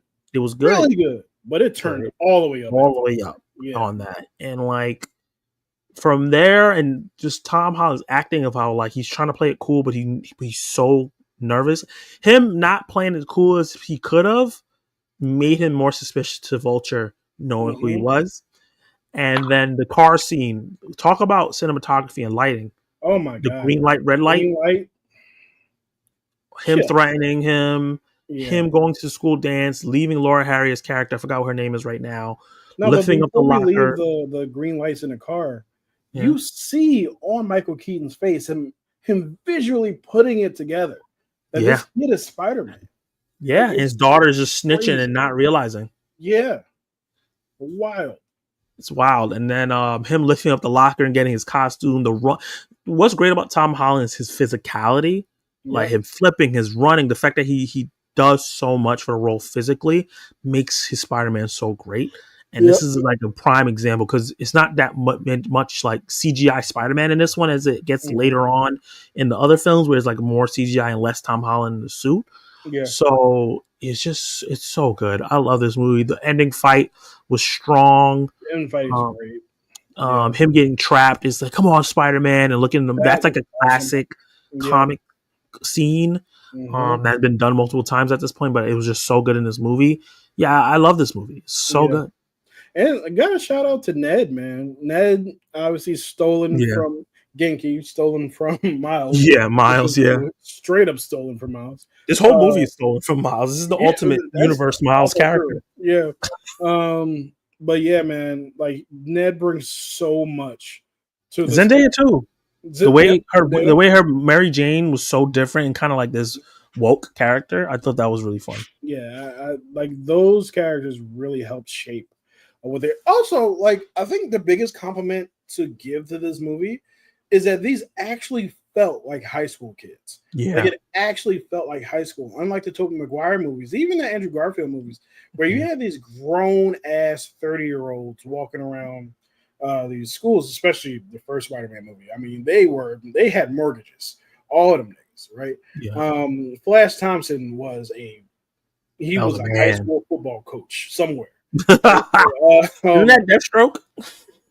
Yeah, it is actually John Magnoli or whatever his name is. Yeah, we got it right. But yeah, so yeah, it did a great job. All the teachers in this were great. The Captain America PSAs were awesome. Like they did so much to like integrate you into this world. The boat scene where he's holding the boat together. Also, let's not forget. I know people call him Iron Man Jr. because, but to me, he's not Iron Man Jr. And the reason why I never consider him Iron Man Jr. is because he solved almost all of his own problems. And one of the biggest ways that people I don't understand why they call him Iron Man Jr. is because halfway through the movie he loses that suit and has to resolve the rest of the movie by himself because of Tony's negligent acts and Happy Hogan more than even Tony. Like he solves the entire end of the movie in his makeshift original Spider-Man suit, right? He doesn't have any of that access to that technology at all. Like he has to literally stop Vulture by himself. Tony did not do anything to help with Vulture, so I don't understand. But anyway, yeah. Oh yeah, that's why I was bringing up Tony. That speech that he gives him on like after Tony does help him rescue the boat. Like if what did he say? The suit makes you, then you don't deserve it. Yeah, if you're nothing without the suit, then you don't deserve it. Like it just Robert Downey Jr. got paid a couple $100 million, not that much. Robert Downey Jr. got paid a lot of money to deliver one of the best lines of the movie, and he deserved it. Like without that line, the movie's still good for sure, but it kind of put a stamp on like what makes Peter Parker. At the end of the day, it's about grit and grind, which once again, he loses the suit at that moment and he still saves the day. So yeah, I really enjoy this film. Michael Keaton is a phenomenal Vulture. It's just great. Oh, also, one of the best decisions in the MCU is turning Vulture into a mechanical winged villain instead of doing the feathers. Because I don't think Michael Keaton was going for that anyway. But yeah, he was one of the best redesigns in the MCU. Most necessary. We're kind of having it on his jacket as a nod. Yeah, but not having it on the actual wings. It was really smart. Yeah. So yeah, that's our number 5 and 6. Let's see what hot takes we got. Iron Man Jr. I am on the lean on the side where I agree that he was too much of Iron Man Jr. in his first 3 films, but we're getting there now. That's a lazy take, we're getting a proper Spider-Man. Not really. Second Spider-Man film, they literally make him recreate Iron Man scene. What are you talking about? What are you talking about? And when he's in the ship with Happy Hogan, there's literally a scene where he like Iron Man Jr. Huh? How does that make him Iron Man Jr.? They were molding him to be the next Iron Man. Yeah, but he wasn't the next Iron Man. He literally says, I can't be Iron Man. And then Happy's like, no, you can't be Iron Man. He's literally saying, I understand that. But visually, they're showing him as being Iron Man. Like he builds a suit with Iron Man tech to his black suit. he strips all that in No Way Home, and now he's going to be a proper Spider-Man without using, like, even in No Way Home, he used Stark Tech to solve villain problems. Like, I get what you're saying, but it is Iron Man Jr. like. Is he Mr. Fantastic Jr. in Secret Wars when he finds a symbiote and they basically make it into his Venom suit? Just because he made what does that have to do with Mr. Fantastic? Exactly. What does that have to do with Iron Man? Apples and oranges? I'm very confused with the comparison. Him using Stark Tech. Every villain in the first two movies had to do with Stark. Vulture was because of Stark screwed him over. Mysterio was because Stark screwed him over. Had nothing to do with Peter screwing them over or causing them to get that way. Huh? Welcome to the world of comic books where things interconnect. But that's not how it is in the comic books. They live in the same world. Guess what? But Vulture is Spider-Man villain, like the comics. Not Iron Man's. Same thing with Mysterio. None of these movies are like the comics. What are we talking about? Exactly. And it's okay if we point out that he's like Iron Man Jr. It's okay. But he's not, though. That's the crazy part. He's not now. He's not. He never has been. He was. Okay, so when did he fly? Oh, my God. Like, what are we talking about? When he say that he was in an Iron Man suit and he was his Iron Lad? I didn't say he was Iron Lad. When was his temperament ever like Tony's? What are we talking about? What are you talking about? When he had the... Okay, I'm not going to argue. What are we talking about? When was his temperament ever like Tony? Yeah. He was when he had the glasses and he was trying to be like Tony Stark and then realized he was too young and stupid to do it and he gave it away. When he had the glasses, all he was doing with it was he was playing around with it. The only thing he was trying to be like Tony. He was never trying to be like Tony. Okay. Not with the glasses. What are we talking about? The most he this is gonna be a I agree to disagree situation because you're not gonna convince me. I'm not gonna convince you. Yeah, because I'm right. No, you're not. You know what, Zach? What? You a baby cinephile. Yeah, you damn right I am. Brilliant by Michael Keaton. I was trying to find a better this, but I couldn't think of anything. You used my name. I think even I prefer Andrew Garfield's movies to Tom Holland's. I like the Lizard a lot. Me too. The Lizard was cool. That whole fight sequence between Lizard and Peter in the school was awesome. Yeah. Oh my God, with Stan Lee there, and then that was crazy. That was great. All the fights in Amazing Spider-Man were great. That's not that. Which fight was good? You talking about the first one? Both of them. What fights weren't good in Amazing Spider-Man 2? The Itsy Bitsy Spider one with Electro. What? They're an electrical grid? Yeah. What? When he was doing Itsy Bitsy Spider? Oh, also, yeah, just that one. Like when he was doing it, Itsy Bitsy, like all that sucked. I don't agree. I think this is the story. The first time, that's really cool. At the end, when they was on the grid, not cool. Also, it does one of my biggest pet peeves in action movies / superhero movies ever, where they feel the need to have the love interest actually play a part in the good guy. I know that. I know that's your issue. I hate it. Oh, yeah, I thought that scene was amazing. Like, oh God, yeah. But they had to set up Gwen's death, so that's the one time it makes sense. Didn't. All she got to do was die. So how she was die? She got to be involved. She died exactly how she was supposed to die. Exactly. Also, I was really shocked that she died because I didn't think they were going to show it. Yeah, I didn't think they were going to not directly. No, I just thought they were going to be like, "This is a different world." They would have never done that in Sam Raimi's Spider-Man. Oh no, they teased it and he saved her. As a matter of fact, she showed up after Mary Jane. Yeah, Vulture had taste. He was married to Fancy. He's stupid.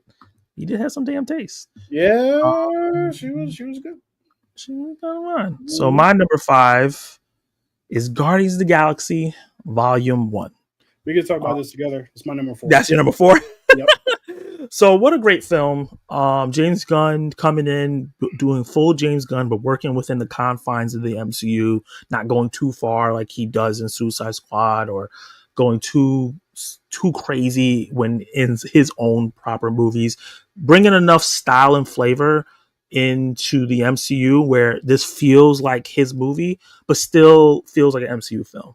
Introducing a bunch of characters who should not work, if another director was handling them, would not work, and making general audiences falling in love with a tree and a raccoon and two green people and Chris Pratt, Drax and Gamora both green. I forgot Drax was like a different shade of green. Yeah, and Nebula, and introducing all these characters and the Nova Corps and teasing that and how fun the dynamics were and how funny the movie is. I go back and forth on the comedy with this and Ragnarok kind of ruining the MCU, and I think every film had to try to be really funny now because the Guardians was really funny, but I can't blame this movie totally. That's just Marvel learning from the wrong lesson. This movie is just great. It's kind of like a scientific spoof kind of film, but taking itself very seriously. And the ending, once again, kind of like the typical ending, but also very, very unique. We talked about unique endings with Captain Marvel and also Doctor Strange. This one has a kind of a unique ending too, with them all holding the stone together, using the power of friendship, and then beating Ronan the Accuser. Yeah, I think that this ending is actually quite different. Mostly because we're seeing the giant ship go on Xandar, crash into that wall of Nova Corps. But not just that, but the fact that Groot literally died in that scene. Yeah, and he died protecting all the rest of the Guardians. What a great scene. James Gunn didn't tell us that he died until years later on Twitter, to which everybody was like, "The hell you mean Groot is dead? What are you talking about?" Like, I had no idea. Actually, I don't think. Apparently, he thought we knew. And it's like, no, we just thought we didn't know he that. grew up again, right? But it's his kid that we're seeing now. So that's cool. Cool. He was small. Yeah, and I think he did a really good job of giving emotional depth to all the characters and having enough time to explore it just enough where you get attached to everybody's individuals. So that you don't really have to get attached to Groot. He's just like the fun character that the kids love. And he says, "I am Groot" all the time. And then Rocket has that depth. Drax has that depth. Obviously, Gamora has that depth. Star-Lord. Everybody has a little bit of depth, and it takes the time, and it still makes it really, really fun. Just having this ragtag dysfunctional people come together and save the universe or save the planet, at least. So yeah, Guardians of the Galaxy is such a great film, and is the beginning of one of or the best trilogies in the MCU. To me, it is the best trilogy in the MCU, but it also has one of the best openings in the MCU ever. And actually, we can even go back before what I was talking about. When you talk about Peter seeing his mom die and then being beamed up, that's crazy. But his opening on Morag, when he's dancing, and it just tells you everything you need to know about the character. And the movie. That one scene. And the movie, yeah, for sure. But yeah, this movie has a lot of great emotional beats. And that's what James Gunn does particularly well. He makes a really fun movie with a lot of dynamic characters. And one of the best things that he does is throughout the series of the Guardians of the Galaxy, their personality traits don't change, but they mature. I was about to say as human beings, some of them aren't even human, but they mature as people, right? Nebula, from the time we meet her to the time we last see her in Guardians Volume 3, is yelling at the top of her lungs about everything.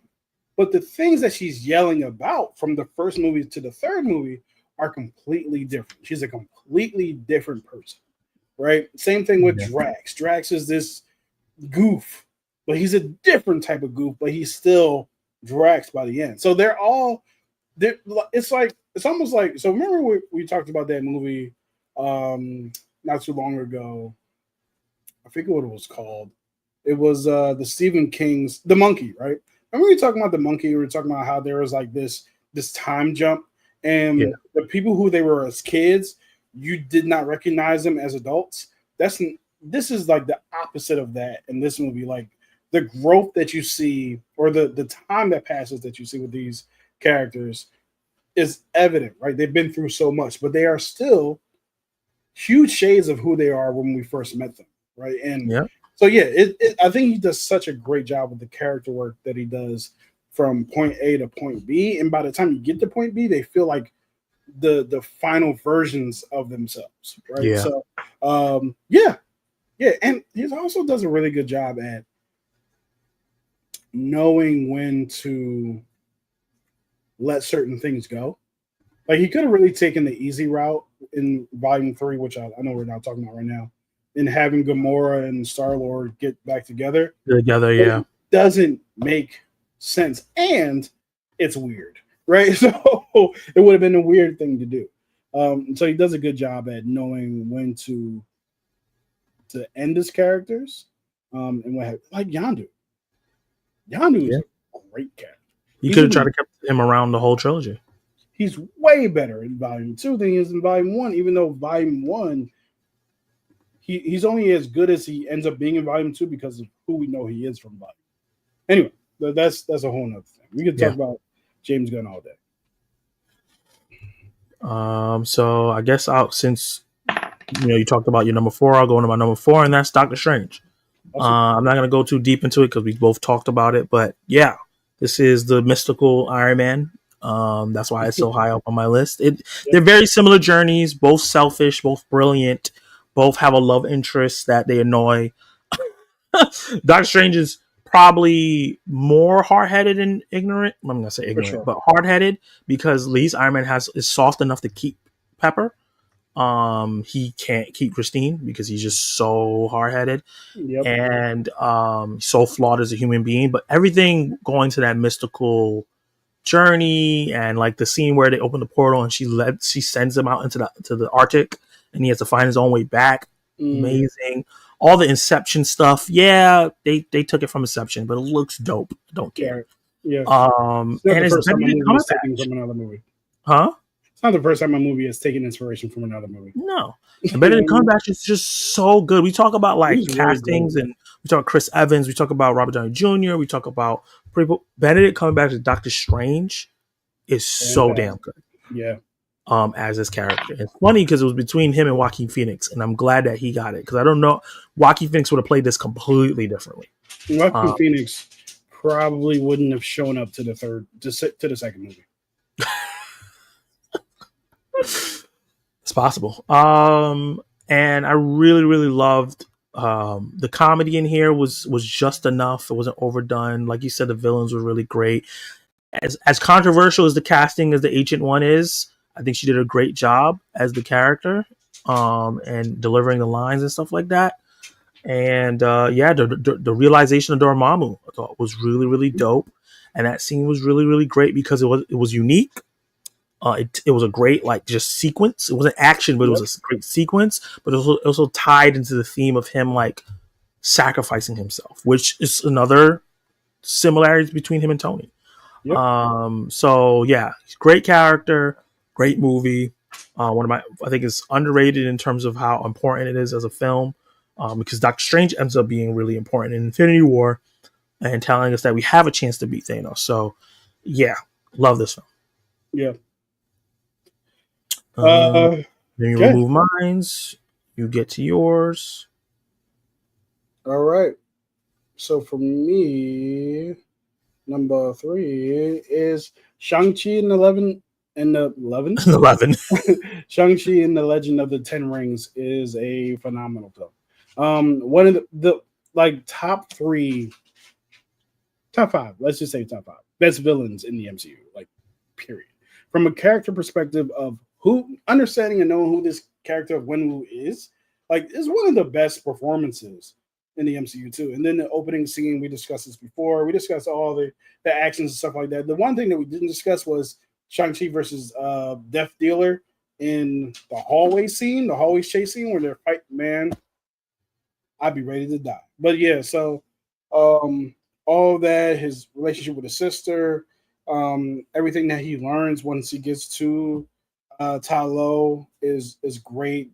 That fight between Shang-Chi and Wenwu and Tala when they first actually have a one-on-one is great. Also, the history that they Yeah. introduced for Wenwu, and the fact that they show his character changing for his wife and changing for his family, and was only losing his wife that caused him to go down that path, and the trickery with the dragon that was behind the gate. Also, I don't know what the hell people talking about. That dragon was awesome. Like, Yeah. Wait, people didn't like the dragon? there are people who are like, "Oh, it just ends with a big CGI fest." Y'all wanted a real dragon? Like, what y'all wanted? So, and if it would ended in like a one-on-one fight, be like, "Oh, it always ends like just all the fighting and the fighting." Like, nigga, it's a dragon. Also, in what world is having a dragon a bad thing? Anyway, so I was like, they can do Dragon Ball Z now. they literally did basically do Dragon Ball Z. When he has the 10 rings and it goes into the dragon, and the dragon explodes, like, it's awesome. Like, there's so much good stuff. Plus, like I said, the fight with the 10 rings when he has the 5 and Wenwu has the 5 and they're going at it, man, there's so much cool shit in this movie. Actually, I want to watch this again right now. But yeah, I absolutely adore this movie. Yeah, man. I just really wish that we would have seen him again by now, because it doesn't make any sense that we haven't. But yeah, Shang-Chi is one of. I at one point I had this as my number one Marvel movie. I've since calmed down, like I said. But yeah, this is one of the best top 3, obviously for me, entries in the MCU. Nice. See what the comments are saying, and then we'll head back in. We're almost done. Guardians, great movie, great songs. The TV show is better though. Animated series. TV show? Is there a Guardians TV show? There's a Guardians animated series for sure. Oh, but it's based on the Guardians from the movie. So I didn't know that. Yeah, I've heard people say that the Guardian characters in the game are better than the ones in the movie. The game is fun. The game is. I'm not too sure, because I know that Gamora and Drax are not like how they're in the comics. They're more badass, and especially Drax. Drax is probably one of the most underdeveloped things about the MCU. But we're going to agree to disagree on that one. What? Okay. I don't feel like going back and forth again. Kevin Feige confirmed that Killmonger was right about naming the Marvels Captain Marvel 2 instead of in his recent big interview. Yeah, he did say that. Right about what? That they should have called it Captain Marvel 2 instead of the Marvels. Oh, for sure. Yeah. For sure. And would we get Cumberbatch and Joker? I don't think he was up for Joker, but I don't think we would have gotten. He's saying they would switch. Yeah. Yeah. Yeah, I don't know what Cumberbatch would be doing, man, because he's not in a lot. So what's funny? I never saw Benedict Cumberbatch as the superhero movie type. Me neither. He probably didn't even see himself that way. I was shocked when he took Doctor Strange. Why don't they just give us a proper comic accurate manner in 2 races? Yeah, you just answered your question. Yeah. The character is a very racist portrayal of Chinese people. Ben Kingsley's Indian. Most people think he's white. Yeah. Guess what? If I was Ben Kingsley, I would not correct people either, because of America and Hollywood's history with casting people of color. I have a whole video talking about that, and he's involved in it. Yep. Yeah. So let's go. Let me do my number 3. If I can find how to work this. Remove, add. My number 3 is Iron Man, the most important film in the MCU. And that's because it started it all. It sets up the template. The DNA of this movie is in every single MCU movie moving forward. Almost every single MCU movie moving forward. Mm-hmm. It still looks fantastic. It's endlessly rewatchable. Yep. Robert Downey Jr. is doing some great acting. Yep. I forgot that was even Jeff Bridges. That when you said that he was Obadiah Stane, I was like, oh yeah, that is Jeff Bridges. He's great. One of the most iconic lines in MCU history.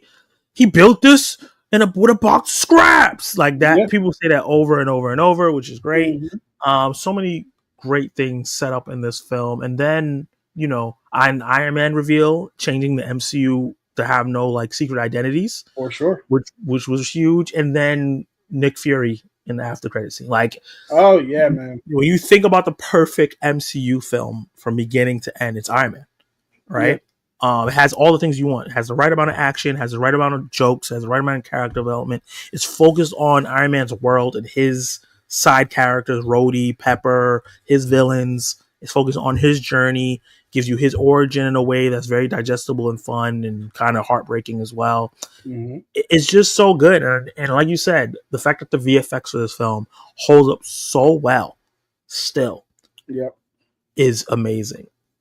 This and the Incredible Hulk VFX holding up is just insane to me. Especially when we're having such VFX issues now, you would think that it would maintain that greatness. But yeah, Iron Man is fantastic. Yep. And awesome. Yeah. I know we got some more hot takes in here. Hancock made more money than Iron Man. Really? Hancock box office. I love Hancock, so I'm not even mad at that. Yeah, Hancock's great. Well, what? This movie made $630 million? Holy shit. Yeah. I could have swore the first Iron Man made $1 billion. I guess I was wrong. No, it made 585. Yeah, Hancock made more money. Also, I don't know if you see this, but Hancock has a 42% in Rotten Tomatoes, and I'm not sure what crack they were smoking, because that is wrong. Fantastic. Yeah, I love that movie. Yeah. The most iconic thing about Iron Man was the dancing by Sam Rocco doing James Brown. What? You coming up with these killer hot takes? I don't know if you're starting to troll us. Also, I think it really is a shame that Iron Man has the second worst trilogy in the MCU. It's not that many trilogies, so. Oh, there's quite a few. Is there? There's a lot more than you may think. Spider-Man, Thor, Iron Man, Ant-Man, Avengers, obviously Cap. Well, Avengers is 4 movies, not a trilogy anymore. I count it as, if you have 3 movies, I'm counting that it's part of the deal. It's a quadrilogy. You don't get excluded because you have one more movie. It's in there. Yeah, Thor and Avengers are in a new tier now. They got quadrilogies. No. Yeah, that's kind of, it's a word. I mean, it's a word, but no. You can't just say no. It's like, I'm not accepting cinema history. So, of the films of the series with 3 films in them. Yes. Okay. That contain 3 films within the series is one of the worst. It's probably the second worst. So Ant-Man's the worst. Yes. And then you're saying Iron Man's after that? Yeah. Okay. Yeah, because you got Ant-Man. I can't agree. Because I like Iron Man 1 better than Thor 1. I like Iron Man 2 better than Thor 2. And I like Iron Man 3 better than Ragnarok. So I don't agree. I know people love Ragnarok, but it's just, yeah. Chillmonger, can we not act like we don't know that they're making a 3rd movie? Ant-Man got a trilogy, and Black Panther can't even get a sequel. But it did get a sequel. He's probably talking about T'Challa. Oh, well, I'm not getting into that. Let's move on to your next film. So we can both go, actually, because both of us have Black Panther at 2. Oh. All right. Let me move on up. How did you know? Because it was peeking through the thing. Oh, yeah. Black Panther. One of the best Black movies of all time. Oh, wait. One of the best MCU films, one of the best superhero films, a culturally impactful, as kids of all colors and shapes and sizes and backgrounds dressing as the character, saying Wakanda forever, doing the thing, loving these characters. Chadwick Boseman was fantastic. Lupita Nyong'o, Angela Bassett. You can go on and on about the cast. Michael B. Jordan. I think this was the movie that put him on another. Forrest Whitaker accent was terrible in this movie. Hey, man, don't you talk about Forrest. It is. I don't know why they put him in this movie. Well, his acting was good, but his accent was horrible. Michael B. Jordan was fantastic. Andy Serkis being a villain was really, really good, even though he died. I was shocked that they killed Claw. That made 0 sense. Because I was like, Claw is a Black Panther. That's like that. He's a major villain. that's not his Joker, but it's like close. It's Like, close enough. I mean? It's close enough. It's like Yeah. like his Killmonger is Black Panther's like guy, but Yeah. Claw's right there. Right. And that's just a issue with superhero movies killing villains too early. In general. And I hope DC doesn't do that, so we get the Legion of Doom. Yeah, you know, when you say most beautiful, talk about visually great movies. You know, I mean, I'm always moved to tears whenever I watch this movie. Yeah. Because of the all the visuals. action scenes. Yeah. All the action scenes great. The chase scene when he jumps off the building. I remember seeing that in the trailer and losing my mind, but in the movie context, it blows my mind. Yo, the entire fight in the club or in that whatever that was. Yeah. Like when God, what is her name? Okoye. When Okoye throws the wig and she's fighting with the spear, and I was about to call that woman Naomi. When, what is her name? Lupita's I'm looking at that right now. Black Panther. You're not a fan. First one. Cast. Nakia. Yeah, when Nakia, like when her and Nakia are fighting in the by the way, Lupita. That's all I'm gonna say about that. Huh? But What you said? I said Lupita. Oh yeah. That's all I'm gonna say about that. But yeah, and that anyway, yeah, so like that entire thing was Shuri was awesome. Yeah, I loved her. The one thing I don't like about this movie is the "what are those" joke, because it's so dated. It dates the movie. It dates the movie so bad, but you know, I guess it makes sense for the time. But yeah, like everything that Killmonger does in this movie is awesome. Seeing the hero get his ass kicked like that. Yeah. And Black Panther coming back cheating. Yeah. As you can see, I am not dead. You lost, bro. Like you got thrown off a cliff. But he didn't die. So I guess you know what I mean. It's a fight to the death, and you decided to throw me off a cliff. But anyway, all that M'Baku. Oh, such a great character. Great character. We will not have it though. All that, yo, bro. The technological advancements. But yo, like that was awesome. I love the fact that there's a bunch of different tribes represented. They showed very different types of people within Wakanda. They weren't all one note. The ceremony scene when he first gets his powers is super emotional. Or when he first takes up the mantle is super emotional. Because you get to see all those tribes too, man. And yeah, man, this movie takes me back to a point in time where I was just in shock in the theater of what I was seeing. Because we don't get this kind of stuff, man, and we haven't really gotten it since. Bro, I remember when the trailer dropped, and I could not contain my excitement. Like it was a different time. It was a different time, man. Yeah, man. And this movie spurred a lot of other stuff outside the MCU in terms of like big black movies coming out from different people and on TV as well. And just the movie itself, you strip away the cultural significance for both of us, it's just a great film, right? Like it's a great film with a great villain, with some great action, and filmed really beautifully with great characters. Like there's so much working for it. The only thing I have an issue with, and that was not even the joke, is the VFX in that final battle. In the final fight, it's wonky. Not as good as could have been. Yeah, especially when they're like falling and the train thing. That's where it got really, really wonky. But like they ended it in such an emotional way. I just, did not expect it to end that way either. No, another unique-ish kind of ending. The MCU does not. I'm going on the MCU does not get enough credit. There's so much shit talked about this franchise, about all the films have a formula and they're all the same.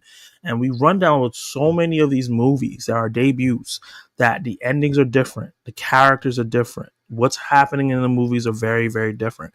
The risk that the MCU takes with titling or doing sequels or whatever they're doing, right? Mm-hmm. When they had something that worked and they're trying to do something different, it doesn't get enough credit. Yeah. Honestly, I've never agreed with this idea that all MCU movies are the same. It's never registered. It doesn't make any sense to me. It doesn't. Like, you tell me where Winter Soldier is exactly like Guardians of the Galaxy, please. Tell me. No. Yeah, I mean, compare that to Ant-Man. Yeah, Iron Man and Captain America: The First Avenger and Thor, completely different. Yeah, very different. Even like Incredible Hulk. Incredible Hulk is probably the most alike Iron Man in like tone, but other than that, like it's still very different. Very different. Like all these films are the only films that are similar to each other are the sequels to the other movies. Like that, it doesn't register with me, right? Even like Avengers and Avengers: Age of Ultron and Avengers: Infinity War and Avengers: Endgame, four completely different tones of movies. Yeah. So, yeah. Anyway. Okay, before we get to number one, and obviously we know what both number one is. Let me see what he got to say. Black Panther is a beautiful movie. Their Kente Ghanaian clothes were amazing. Yes, the clothing, the set design, and the clothing was amazing. That's the reason why I won an Oscar. Yep. Black Panther spoke with a South African accent, but wore Ghanaian clothing, was based in Congo, Central Africa. Yeah, they pulled from a bunch of different aspects of Africa. Yeah. Fictional. Real. Yeah. Lupita Nyong'o is Mexican. Nationality wise, she's Mexican, but she's Kenyan as well because her parents from Kenya. Yep. And Eyes of Wakanda was good. I need to watch it. I have not. I only watched the first episode, but I was like half asleep through the entire thing because I watched it at like 1:00 in the morning. Yeah. I probably shouldn't do things like that. So there's a Black Panther movie from 1977 with the guy from Game of Thrones, the Black Panther, Donald Sumter. Yeah, that's a completely separate thing. Yeah, I just looked it up. We need a Namor origin story movie, Aquaman style. Maybe not origin because we got that in Wakanda Forever. Yeah, they've really told you his origin in that movie. But I would like a Namor. Well, they can't even do a Namor solo movie because it's the same thing with the Hulk. It's Universal, and I did hear that. Yeah. So they can use him in other movies, but they can't do a solo movie. Right. I wonder, can they do a movie where he's? Well, I guess because I was going to say, can they do a movie where he's like with another person, like a buddy cop movie? Mm-hmm. They probably can't because they did that with Hulk and Thor. So yeah. There are very few undersea movies nowadays because it's really hard. Wait, can they just make a Namor movie but not call it Namor? What would it? Could we call it Kukulkan Khan? No, because just have a minute. Yeah, I think that's like kind of like Universal would probably be like, listen. But anything they do, Universal's gonna be like, come on. This is a solo. Call it like Water Gods on the Shore or something like that. I don't know. I get what you're saying. I think that's tricky. I don't think they even want to go through the legal loopholes and jump holes of doing all that. Or not like you can make an Immortal Hulk movie and just call it The Immortal. The Immortal? Mm-hmm. The Immortal Hulk Hogan? Oh, yeah. Yeah. And the number one film, and come on. We know Avengers 4. Yeah, man. Without this film, no MCU. Pretty much. You know what I mean? We don't need to we don't need to show. It's the Avengers, right?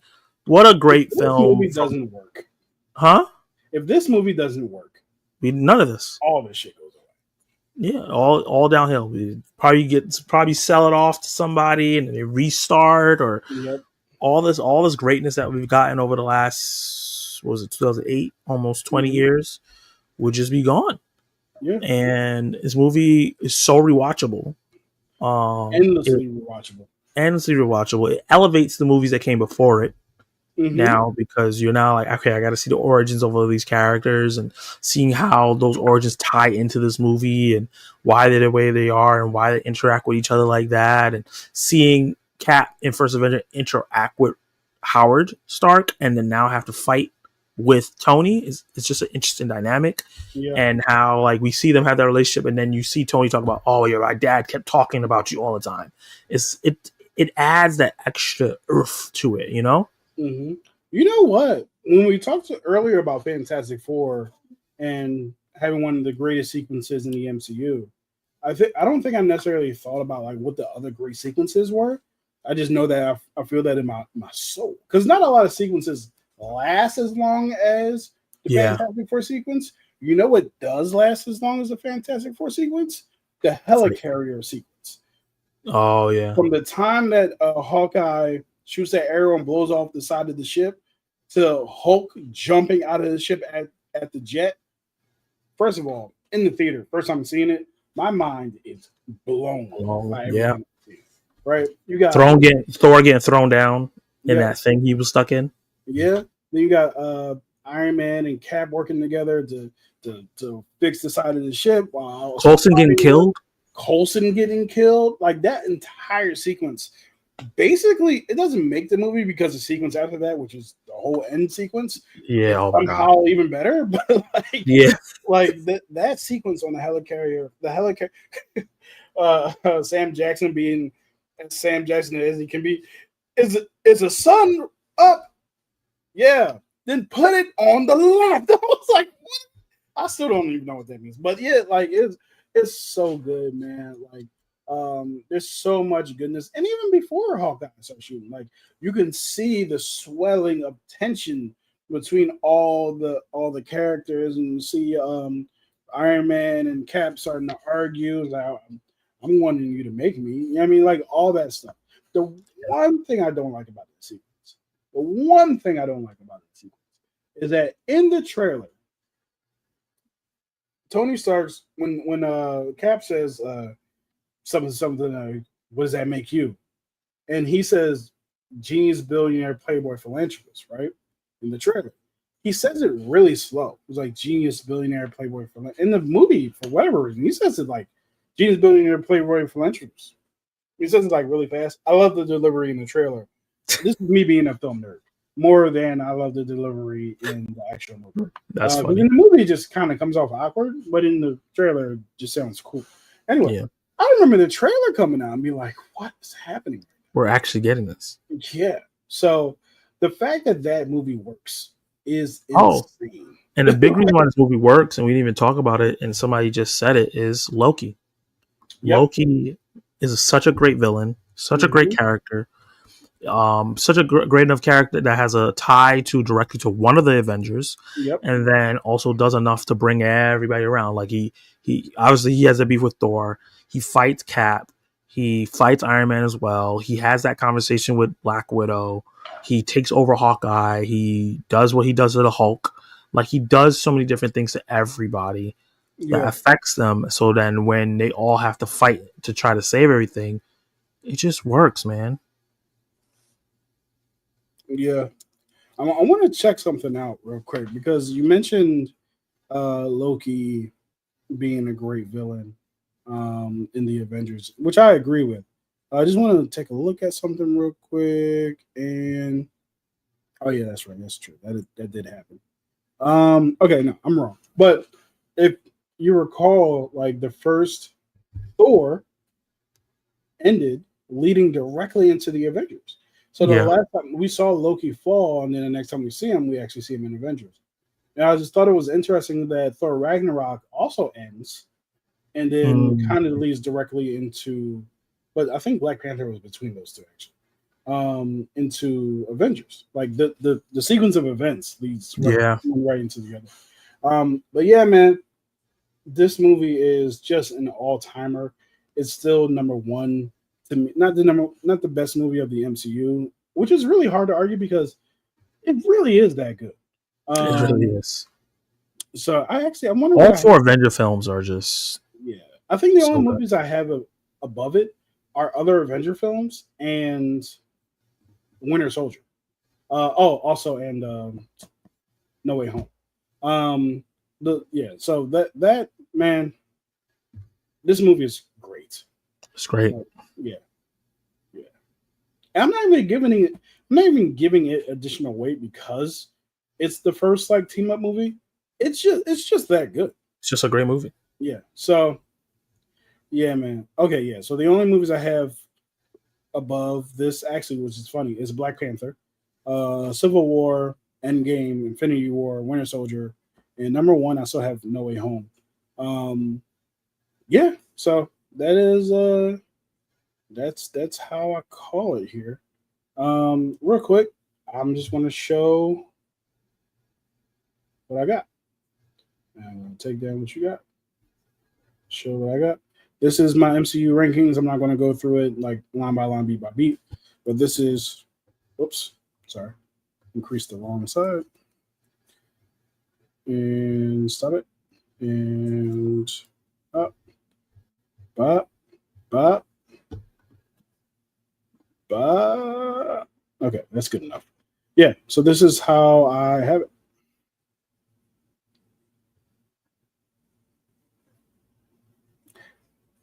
Age of Ultron is underrated. And to be honest with you, I think it can go above some of these movies as well. I think it honestly can go right behind Iron Man. But we'll have that conversation on a different day. Yeah, this is how I called it. And yeah, for me personally, the MCU is endlessly entertaining, and it does not get bad until 29. Right, so out of 37 films, these are the only ones I'm kind of like, it's not a good movie. It's not as good as the other ones. Because some of these movies are fine. Like, I kind of come to realize that the Hulk is fine. So is this one. I haven't seen this one again. This movie is actually okay. Iron Man 3 is better than I remember. This movie is awful. And so is this movie. Actually, I think Iron Man 3 is better than. Iron Man 3 is definitely better than Ant-Man. Both of these. Ant-Man. Yeah. It's better at least than both of these. But that's the best I can do for it. Also, yeah, actually, now that I think about it, these two probably need to go further down, possibly behind Eternals, and in front of Thor. I think they might have to go right here, because this is boring as hell, and this is just a lot. So, yeah. But yeah, that's how we call it. Yeah, so let's look at the last couple comments and wrap this bad boy up. Wrap it up. Namor is going to steal Sue from Pedro Pascal. Probably. Great movie, but the aliens at the end were weak. Yeah. What movie was that? Avengers. Oh, they were drones. Yeah. Even Rocket laughed at him like, you guys struggled with the Chitauri? I didn't know what a Schwarmer was before Avengers. Me neither. Neither did I. Colby Schmoder is the best looking girl we've had in MCU. Do not agree. Do not agree. We had Scarlett Johansson. Are you crazy? We had Angela Bassett. She may be out of our league in terms of out of my league. In terms of like age, she's an elder. She's an auntie. Yeah. She still looks better than Colby Smulders. Elizabeth Olsen. Lupita Nyong'o. Denagara. Yeah, nah. I think Colby Smulders is a cute woman, but she's not the best looking woman. Yeah, she's a nice looking young lady. Yeah. But that's as far as I can go with it. Why kill off in Secret Invasion? Yeah. Even the girl who plays Ghost. I might not be like, oh yeah, for sure. Zoe Saldana. Oh yeah. You're even Karen Gillian, who plays Nebula. Mm-hmm. MCU got a lineup. The MCU got a lineup. Let me just say something. Kat Dennings. I don't know about that. Let me just say something. She has some features that I prefer, but not necessarily. Anyway, Kate Blanchett. All right. Oh, Kate Blanchett? Kate Blanchett. Specifically as Hela? Yes, for sure. Now, she may not be in the age range Yeah, She's also. she's an Angela I Bassett don't know if age you range. call white women auntie. She's an elder. I'll call her an elder. But she ain't. You know what I mean? She So ain't nothing to sniff at. hell, Christine. Christine. Oh yeah. Oh, Rachel McAdams Yeah. growing up was, you know, I mean, we just going down a laundry list. that's Mean Girls. You know what I mean? It's Yeah. Regina. Loki stole the show. Ang Lee Hulk. Elizabeth Olsen. I said that. Yeah, I said that earlier. Elizabeth Olsen is gorgeous. Yeah. And we're probably missing some people. Even Lashana the girl Lynch. who plays Cersei in Eternals. Lashana Lynch. Yeah. Cersei. Yeah, she's a girl. Tiana She's Paris. really good. Tiana. Oh, she's so bad. Chloe Smolders is that. This sounds awful. She's not close to the top of this. Best superhero theme song. You mean like the MCU? Because the Avengers theme song by far. Yeah, that's the one. However, theme song, yes. Score, there's quite a. As a matter of fact, the Guardians score, Black Panther score, Black Panther score. Look, anything Louis Gardenston is doing, it's gonna be top tier. Top tier. Yeah. I can't remember it, but I also feel like Thor's score is better. Is a really good score. Captain Marvel should be higher, you Philistines. What's a Philistine? Uncircumcised Gentile. What? Mm-hmm. A person who's hostile and indifferent to culture and arts. Where you came with uncircumcised from? Hey man. What? We're not hostile towards art. We love it. That's what film club's about. Captain Marvel? No. Definitely Captain Marvel's fine. Swarmers are everywhere here. Oh yeah, you're a Canadian boy. What who are we talking about? Chloe Smolders? What about her? I was thinking about something. You thinking of other ones?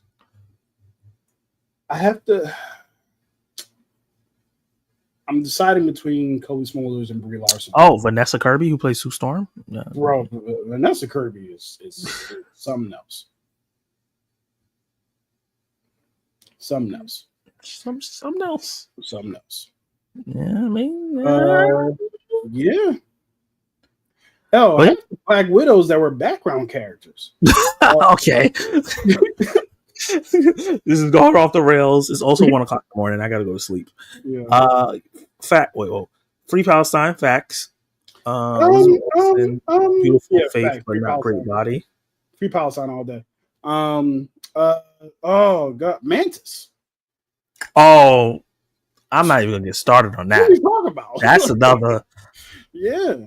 She on a level right there. But yeah, guys, this was really, really fun. Maverick 7-7 Defender, thank you for joining and staying to the end and having fun with us with all your hot takes. And also Crean Yalo, who I feel like this is the first time I've seen you in the stream. If it's not, sorry, but appreciate you being here. Chillmonger, also. Oh, Free Philistine. He didn't say free. Oh, that's funny. Funny.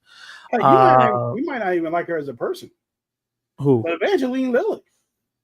I mean, what we talking about? I'll take Kobe Smulders over Evangeline Lilly. I'll take her as a human, but not as as a human. Shout out to all these people here. I gotta add Maverick Defender to this list because you've been consistently coming on. Thank you everybody that be coming to these live streams. Appreciate you all for listening to us jabber and rabber and labber. And we will see you next time. I think coming up, what's the movies coming up? It was Weapons. We're definitely talking about weapons. Definitely talking about weapons for sure. Definitely talking about weapons. That's probably going to be. We're talking about it in a positive light. I really so hopefully we're talking about it in the positive light because me too. I really don't want to not like that movie. Yeah, I really don't want one of us not to like the movie. That's the thing. I don't. I think it could create a great conversation if one doesn't want. But like, I just want to geek out about it because I've been looking. It's not like a what was that horror movie that came out last year? They was it's the greatest horror movie of all time, and I was kind of like Long Legs. Oh god, they were hyping that shit up crazy. Yeah, I saw the movie. I trust this guy. Barbarian was so damn good. Barbarian I was good. I trust this guy. Yeah. But yeah, peace out, guys. Yeah.